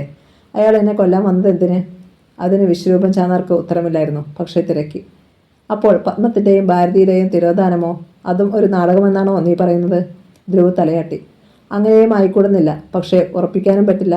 കാരണം അപ്പച്ചിയെ ഏതായാലും ചെറിയമ്മ ഉപദ്രവിക്കില്ലല്ലോ. ശരീരത്താകെ മുളകരച്ച് തേച്ചതുപോലെ ചാന്നാർ പുകഞ്ഞു. എന്തിന് പത്മം ഇങ്ങനെയൊക്കെ ചെയ്യണം? അച്ഛൻ വരൂ. അവനകത്തേക്ക് കയറി. പിന്നാലെ വിശ്വരൂപൻ ചാന്നാരും. ധ്രുവ് യാക്കൂബ് കൊണ്ടുവന്ന ഹാൻഡി ക്യാമിലെ മെമ്മറി കാർഡ് എടുത്ത് കാർഡ് റീഡറിലിട്ടു. ശേഷം കമ്പ്യൂട്ടറുമായി കണക്ട് ചെയ്തു. ചാന്നാർ മോണിറ്ററിലേക്ക് നോക്കിയിരുന്നു. അതിൽ തെളിഞ്ഞ മങ്ങിയ ചിത്രങ്ങൾ ധ്രുവ് ബ്രൈറ്റ്നെസ്സും കോൺട്രസ്റ്റും ഷാഡോയും ഷാർപ്പ്നെസ്സും അഡ്ജസ്റ്റ് ചെയ്ത് കുറേ കൂടി വ്യക്തമാക്കി. ചാന്നാരുടെ കണ്ണുകൾ ഇടുങ്ങി. ഞണ്ട് ഭാസ്കരനെ കുത്തുന്ന ആൾ. അയാൾ അവനെ തിരിച്ചറിഞ്ഞു. ഇവനാണ് ഹോസ്പിറ്റലിൽ വന്നതും പത്മത്തെ കൊല്ലാൻ ശ്രമിച്ചതും. ചാന്നാർ പല്ല് കളിച്ചു. എന്നാൽ പെട്ടെന്ന് തിരക്കി. ഞണ്ട് ഭാസ്കരൻ പത്മത്തിൻ്റെ ആളാണെന്ന് നീ പറഞ്ഞു. പക്ഷേ അവനെ കൊന്നത് ഇവൻ. ആ ഇവൻ തന്നെ പത്മത്തെ വധിക്കാൻ വന്നതിൽ നിന്ന് എന്ത് മനസ്സിലാക്കാം? അച്ഛൻ തന്നെ പറയട്ടെ എന്ന് കരുതി ധ്രുവ് ചാന്നാരെ നോക്കിയിരുന്നു. ചാന്നാർ തുടർന്നു. പത്മത്തിൻ്റെയും ഭാസ്കറിൻ്റെയും പൊതുശത്രുവാണ് ഈ ചെറുപ്പക്കാരൻ എന്നല്ലേ? ധ്രുവ് എഴുന്നേറ്റു. സാധാരണ ചിന്തിക്കുമ്പോൾ അങ്ങനെയേ തോന്നും. ആ തോന്നൽ ഉളവാക്കാൻ വേണ്ടിയായിരുന്നു ചെറിയമ്മയെ കൊല്ലുന്നു എന്നുള്ള നാടകവും നടത്തിയത്. ചാന്നാർക്ക് പിടികിട്ടിയില്ല. ധ്രുവ് വ്യക്തമാക്കി. ഞണ്ട് ഭാസ്കറിൽ നിന്ന് ഞാൻ എന്തൊക്കെ മനസ്സിലാക്കി എന്ന് മറ്റാർക്കും അറിയില്ലല്ലോ. ചെറിയമ്മയെക്കുറിച്ച് എന്നോട് എന്തെങ്കിലും പറഞ്ഞിട്ടുണ്ടെങ്കിൽ അയാൾ ജീവിച്ചിരുന്നാലല്ലേ തെളിവാകൂ. ചത്തവൻ ഇങ്ങനെ പറഞ്ഞിരുന്നെന്ന് പറഞ്ഞാൽ ആര് വിശ്വസിക്കും? അപ്പോൾ പത്മത്തെ കൊല്ലാൻ വന്നതോ? ചാന്നാർ തർക്കിച്ചു. എല്ലാത്തിനും പിന്നിൽ മറ്റാരെങ്കിലും ആണെന്ന് സ്ഥാപിക്കാൻ, ചെറിയമ്മയിലേക്ക് സംശയം നീളാതിരിക്കാൻ. അത് ഉൾക്കൊള്ളാൻ കഴിയാത്തതുപോലെ ചാന്നാർ തലവെട്ടിച്ചു. കുറേ കൂടി വ്യക്തമായ തെളിവ് നാളെ ഞാൻ അച്ഛനും തരും പറഞ്ഞിട്ട് ധ്രുവ് കമ്പ്യൂട്ടർ ഓഫ് ചെയ്തു. എങ്കിൽ ചാന്നാരുടെ മുഖം ചുവന്നു. പത്മത്തിൻ്റെ അന്ത്യം എൻ്റെ കൈക്കൊണ്ടായിരിക്കും. എന്നാൽ മറ്റൊന്നുണ്ട് ധ്രുവ്. ഭാരതിക്ക് പത്മത്തെ നന്നായി അറിയാമായിരുന്നു. ആ നിലയ്ക്ക് അവൾ ഇങ്ങനെയൊരു പ്ലേക്ക് മുതിരില്ല. ധ്രുവ് അച്ഛൻ്റെ മുഖത്തേക്ക് തുറച്ചു നോക്കി. അച്ഛന് അപ്പച്ചിയെ അമിത വിശ്വാസവും അച്ഛനിൽ അപ്പച്ചിക്ക് ആർക്കുമില്ലാത്ത ഒരാധിപത്യവും ഉണ്ടല്ലോ. അതിൻ്റെ കാരണം എന്താ? ചാന്നാർ സ്വയം നിന്ദിക്കുന്ന മട്ടിലൊന്ന് ചിരിച്ചു. അതറിയണമെങ്കിൽ ഞാൻ പറഞ്ഞു നിർത്തിയ എൻ്റെ ഭൂതകാലത്തിൻ്റെ ബാക്കി കൂടി നീ അറിയണം. എങ്കിൽ അച്ഛൻ അത് പറ. അപ്പൂപ്പൻ മരിച്ചതിന് ശേഷം എന്തുണ്ടായി? അകത്തുനിന്ന് ക്ഷിപ്രയും അവിടെ വന്നിരുന്നു. ശേഷം ചാന്നാരുടെ കണ്ടം ഓർമ്മയുടെ തീച്ചുളയിൽ ഇരുകാൻ തുടങ്ങി. ധ്രുവും ക്ഷിപ്രയും കാതുകൾ കൂർപ്പിച്ചു. അച്ഛൻ്റെ മരണശേഷം ഭാരതിയെയും മേരിയെയും പഠിപ്പിക്കുന്ന ചുമതല എനിക്കായി. അതിന് ഞാൻ കടലിൽ പോകുന്നതിനൊപ്പം മീൻ കച്ചവടവും നടത്തി. മാസങ്ങൾ. അച്ഛൻ്റെ മരണത്തോടെ രാജസേനൻ ഇലക്ഷനിൽ മത്സരിച്ച് വിജയിച്ചു. അതോടെ ശ്രീനിവാസൻ കടലിൽ പോക്ക് നിർത്തി. ചാന്നാർ ഒന്ന് നിർത്തി. ഭാരതിയും മേരിയും നഴ്സിംഗ് പാസ്സായി വന്നു. അപ്പോൾ എനിക്ക് ദേവസേനാപതിയുമായി പിണങ്ങേണ്ടി വന്നു. എന്തിന്? ധ്രുവം ക്ഷിപ്രയും നെറ്റി ചുളിച്ചു. ഭാരതിയോട് അവൻ മോശമായി സംസാരിച്ചു. ശ്രീനിവാസനാണ് ഇക്കാര്യം എന്നോട് പറയുന്നത്. ഞാൻ സേനാപതിയെ തടഞ്ഞു നിർത്തി ചോദ്യം ചെയ്തു. അവൻ്റെ ഭാവം പെട്ടെന്ന് മാറി. ഇനിയും ഞാൻ പറഞ്ഞു നിൽക്കും. നീ എന്ത് ചെയ്യും? അവൻ എന്നോട് ചീറി. എനിക്കാകെ പെരുത്ത് കയറി. നീ അടിമേടിക്കും ഞാൻ പറഞ്ഞു. പിന്നെ ഒന്നും രണ്ടും പറഞ്ഞ് അടിയായി. ധ്രുവം ക്ഷിപ്രയും മിഴിച്ചിരുന്നു. ചാന്നാർ തുടർന്നു. ഓടിയെത്തിയ ശ്രീനിവാസനും മറ്റ് തുറയിലുള്ളവരും ചേർന്ന് ഞങ്ങളെ പിടിച്ചു മാറ്റി. അതോടെ ഞങ്ങൾ തമ്മിൽ പൂർണ്ണമായി അകന്നു. സേനാപതി കടലിൽ പോക്ക് നിർത്തി. പകരം ചാരായം മാറ്റും വിൽപ്പനയും തുടങ്ങി. മനുഷ്യൻ്റെ വേഗത്തിലുണ്ടാകുന്ന മാറ്റം ധ്രുവ ഭാവനയിൽ കണ്ടു. ചാന്നാർ പറയുകയായിരുന്നു. ഇതിനിടെ സേനാപതി എക്സൈസുകാരുടെ പിടിയിലായി. അതിനും അവൻ എന്നെ പഴിച്ചു. ഒറ്റിയത് ഞാനാണെന്ന്. എന്നാൽ എന്നെ അറിയാവുന്നവർ ആരും അത് വിശ്വസിച്ചില്ല. ശ്രീനിവാസൻ അപ്പോഴും എൻ്റെ കൂടെ നിന്നു. എങ്കിലും അവൻ പിതാവിൻ്റെ തണലിൽ രാഷ്ട്രീയക്കാരനാവാൻ ശ്രമിച്ചു. ചാന്നാരുടെ ഫോൺ ബെല്ലടിച്ചു. അത് ആരെന്ന് പോലും നോക്കാതെ അയാൾ കട്ട് ചെയ്തിട്ട് തുടർന്നു. ഭാരതിക്ക് 20 വയസ്സായി. ആങ്ങളെയും പെങ്ങളുമല്ല ഞങ്ങൾ. നല്ല സുഹൃത്തുക്കളായിരുന്നു. ഇനി അവളെ വിവാഹം ചെയ്ത് അയക്കണം. അതിന് പണം വേണം. മീൻ കച്ചവടത്തിന് ഞാൻ ഒരു പഴയ സൈക്കിൾ വാങ്ങി. എന്നാൽ ഒരു രാത്രി കടലിൽ പോയിട്ട് വന്നപ്പോൾ അത് കണ്ടില്ല. ചാന്നാർ ദീർഘമായി നിശ്വസിച്ചു. അതെന്തിയെ ചോദിച്ചത് ക്ഷിപ്രയാണ്. സേനാപതിയായിരിക്കും അത് മോഷ്ടിച്ചത്. ശ്രീനിവാസനും അതേ അഭിപ്രായമായിരുന്നു. അതുകൊണ്ട് അവൻ നന്നായിക്കോട്ടെ എന്ന് ഞാനും കരുതി. ഇതിനിടെ മേരിയെ ഒരു അകന്ന ബന്ധു മദ്രാസിലേക്ക് കൊണ്ടുപോയി, ഒരു ഹോസ്പിറ്റലിൽ ജോലിക്ക്. അന്ന് ഭാരതിയും മേരിയും കെട്ടിപ്പിടിച്ച് ഒരുപാട് നേരം കരഞ്ഞു. എനിക്ക് ജോലി കിട്ടിക്കഴിഞ്ഞ് നിന്നെയും ഞാൻ കൊണ്ടുപോകും, മേരി ഭാരതിയോട് പറഞ്ഞു. ചാന്നാറിൻ്റെ ഫോൺ വീണ്ടും റിങ് ചെയ്തു. ഇത്തവണയും അയാൾ കട്ടാക്കി. മേരിയുടെ കത്തുകൾ ഇടയ്ക്കിടെ വന്നു. അവസാനം വന്ന കത്തിൽ അറിഞ്ഞു അവളെ ആരോ അമേരിക്കയിലേക്ക് കൊണ്ടുപോകുന്നെന്ന്. പിന്നെ ബന്ധം മുറിഞ്ഞു. അത് ഭാരതിക്ക് ഒരു ഷോക്കായിരുന്നു. എങ്ങനെ നോക്കിയിട്ടും അച്ഛനമ്മമാരുടെ സ്വപ്നമായ വീട് ഓടുമേയാൻ എനിക്കായില്ല. അച്ഛൻ്റെ കാലത്തെ പോലെ ആളുകൾ സങ്കടം പറഞ്ഞു വരുമ്പോൾ ഞാൻ കയ്യിലുള്ളത് കൊടുത്ത് സഹായിക്കും. പിന്നെ എങ്ങനെ നടക്കാൻ? അതോർത്ത് ചാന്നാർ സ്വയം ചിരിച്ചു. സർക്കാർ ഓടുമേയുവാൻ സഹായം കൊടുക്കുന്നതറിഞ്ഞ് ഞാൻ രാജസേനൻ ഞങ്ങളുടെ അടുത്ത് ചെന്നു. പക്ഷെ അയാൾ എന്നെ മൈൻഡ് ചെയ്തില്ല. ശ്രീനിവാസൻ അപ്പോൾ കായംകുളത്ത് ഡ്രൈവിംഗ് പഠിക്കാൻ പോയി തുടങ്ങിയിരുന്നു. ചാരായം വിറ്റുണ്ടാക്കിയ പണം കൊണ്ട് ദേവസേനാപതി ഒരു പഴയ അംബാസിഡർ കാർ വാങ്ങുകയും അതിൽ ചാരായം കടത്തു തുടങ്ങുകയും ചെയ്തു. അവൻ പണക്കാരനാകുകയായിരുന്നു. ക്രമേണ അവൻ ഒരു ഷാപ്പ് ലേലത്തിൽ പിടിച്ച് അബ്കാരിയായി. അല്ലെങ്കിലും നേരായ മാർഗത്തിൽ ജീവിക്കുന്നവൻ്റെ കയ്യിൽ പണമുണ്ടാവില്ലല്ലോ. ധ്രുവിന് അമർഷം വന്നു. അപ്പോൾ ഞാനും അങ്ങനെയായിരുന്നെന്നാണോ നീ പറയുന്നത്? ചാന്നാർ മകനെ തുറച്ചു നോക്കി. അയ്യോ അല്ല, അച്ഛൻ ബാക്കി പറ. ധ്രുവ് കസേരയിൽ ഇളകിയിരുന്നു. ഡ്രൈവിംഗ് പഠിച്ച ശ്രീനിവാസൻ കായംകുളം MLAയുടെ ഡ്രൈവറായി തുടങ്ങി. ഒരു ദിവസം രാവിലെ ചോറ്റുപാത്രവും തുഴയുമായി കടലിൽ പോകാനെത്തിയ എന്നെ വള്ളത്തിൻ്റെ ഉടമ തടഞ്ഞു. ഇനി വള്ളത്തിൽ പോകണ്ടെന്ന്. ജീവിതത്തിൽ എനിക്കുണ്ടായ അടുത്ത ഷോക്ക്. കാരണത്തിരക്കിയിട്ട് അയാൾ പറഞ്ഞുമില്ല. അന്തക്ഷോഭം കാരണം ചാന്നാർ കണ്ണുകളിറുക്കി. എങ്കിലും പോളകളെ പിളർത്തിക്കൊണ്ട് 2 തുള്ളികൾ പുറത്തു ചാടി. ധ്രുവിനും ക്ഷിപ്പയ്ക്കും വിഷമമായി. ചാന്നാറിൻ്റെ ശബ്ദത്തിൽ ഗദ്ഗതം തിങ്ങി. ആരോ എനിക്കെതിരെ വലവിരിച്ചെന്ന് ബോധ്യമായി. ജീവിതം വഴിമുട്ടിയ എന്നെ ഭാരതി ആശ്വസിപ്പിച്ചു. ഒന്ന് പോയാൽ മറ്റൊന്ന് വരും ചേട്ടാ. കടലുള്ളപ്പോൾ നമ്മളെ ആർക്കും തോൽപ്പിക്കാൻ പറ്റില്ല. അവളുടെ ആ വാക്ക്, അത് എനിക്ക് ഉത്തേജകമായിരുന്നു. ചാന്നാർ കണ്ണു തുറച്ചു. അന്ന് ഉച്ചകഴിഞ്ഞ നേരം അന്നൊരു കത്ത് വന്നു ഭാരതിയുടെ പേരിൽ. പുറയിൽ അതുവരെ ആരും കണ്ടിട്ടില്ലാത്ത ഒരു കത്ത്. എയർമെയിൽ മേരിയുടെ കത്ത്. അതിലെന്തായിരുന്നു? ക്ഷിപ്രയ്ക്ക് ആകാംക്ഷയായിരുന്നു. എൻ്റെ ജീവിതം മാറ്റിയത് ആ കത്തായിരുന്നു. ഇന്നത്തെ അംഗത്തായതിൻ്റെ തുടക്കം അവിടെയായിരുന്നു. ധ്രുവിനും ക്ഷിപ്രയ്ക്കും മനസ്സിലായില്ല. ചാന്നാർ വിശദീകരിച്ചു. ഭാരതിയെ അമേരിക്കയ്ക്ക് മേരി ക്ഷണിക്കുകയായിരുന്നു. പിന്നെ എല്ലാം വേഗത്തിൽ നടന്നു. എന്നെ ഒറ്റയ്ക്കാക്കി ഭാരതി അമേരിക്കയ്ക്ക് പോയി. അതിനുള്ള ചിലവെല്ലാം മേരി തന്നെ. ചാന്നാർ കസേരയിൽ പിന്നോട്ട് ചാഞ്ഞിരുന്നു. കണ്ണുകളടച്ചു. അല്പസമയത്തേക്ക് അവിടെ നിശബ്ദത ചേക്കേറി. ആ നിശബ്ദതയിലേക്ക് ചാന്നാരുടെ ശബ്ദം ചിതറി വീണു. ഭാരതി ആദ്യം അയച്ചു തന്ന പണം കൊണ്ട് ഞാനൊരു വള്ളവും വലയും വാങ്ങി. അപ്പോൾ എൻ്റെ കൂടെ കടലിൽ പോകുവാൻ ആളുകളായി. ഓരോ മാസവും ഭാരതി പണം അയച്ചു. സ്വന്തം വള്ളമായപ്പോൾ കടലിൽ നിന്നും നല്ല വരുമാനം. ഞാനൊരു ബോട്ട് വാങ്ങി. ഈ വലിയ അഴീക്കൽ ആദ്യമായി ഒരു ബോട്ട് വാങ്ങുന്നത് ഞാനാണ്. ആളുകൾക്കിടയിൽ എനിക്ക് പ്രാധാന്യമേറി. ബോട്ടുകളുടെ എണ്ണം വർദ്ധിച്ചു. ഞാൻ ഈ ഭൂമി വാങ്ങി ജനങ്ങളുടെ സങ്കടം അറിഞ്ഞ് അവരെ സഹായിച്ചു. എന്തിന്? ഇവിടുത്തെ കുട്ടികൾക്ക് പഠിക്കാൻ ആദ്യമായി ഒരു സ്കൂൾ തുടങ്ങിയതുപോലെ ഞാനാണ്. നിങ്ങൾ രണ്ടാളും പഠിച്ചതും അവിടെയാണ്. പിന്നീട് ആ സ്കൂൾ ഞാൻ സർക്കാരിന് വിട്ടുകൊടുത്തു. അതൊക്കെ നേരിയ ഓർമ്മയുണ്ട് ധ്രുവിനും ക്ഷിപ്പയ്ക്കും. ചാന്നാർ ബാക്കി പറഞ്ഞു. അങ്ങനെ ഇരിക്കുമ്പോഴാണ് എനിക്ക് കുത്തുകൊള്ളുന്നത്. എങ്ങനെ? ഞെട്ടിപ്പോയ ധ്രുവും ക്ഷിപ്പയും. തൊട്ടുമുന്നിൽ ഒരു ബോംബ് വീണു പൊട്ടിയതുപോലെ. ചാന്നാർ അത് പറയാൻ ഭാവിക്കുകയായിരുന്നു. പെട്ടെന്ന് ഗേറ്റ് കടന്ന ഒരു പോലീസ് ജീപ്പ് പാഞ്ഞെത്തി. പോർച്ചിന് മുന്നിൽ ബ്രേക്കിട്ടു. അതിൽ നിന്ന് DYSP ചന്ദ്രസേനൻ തിടുക്കത്തിലിറങ്ങി. കഥ തുടരും.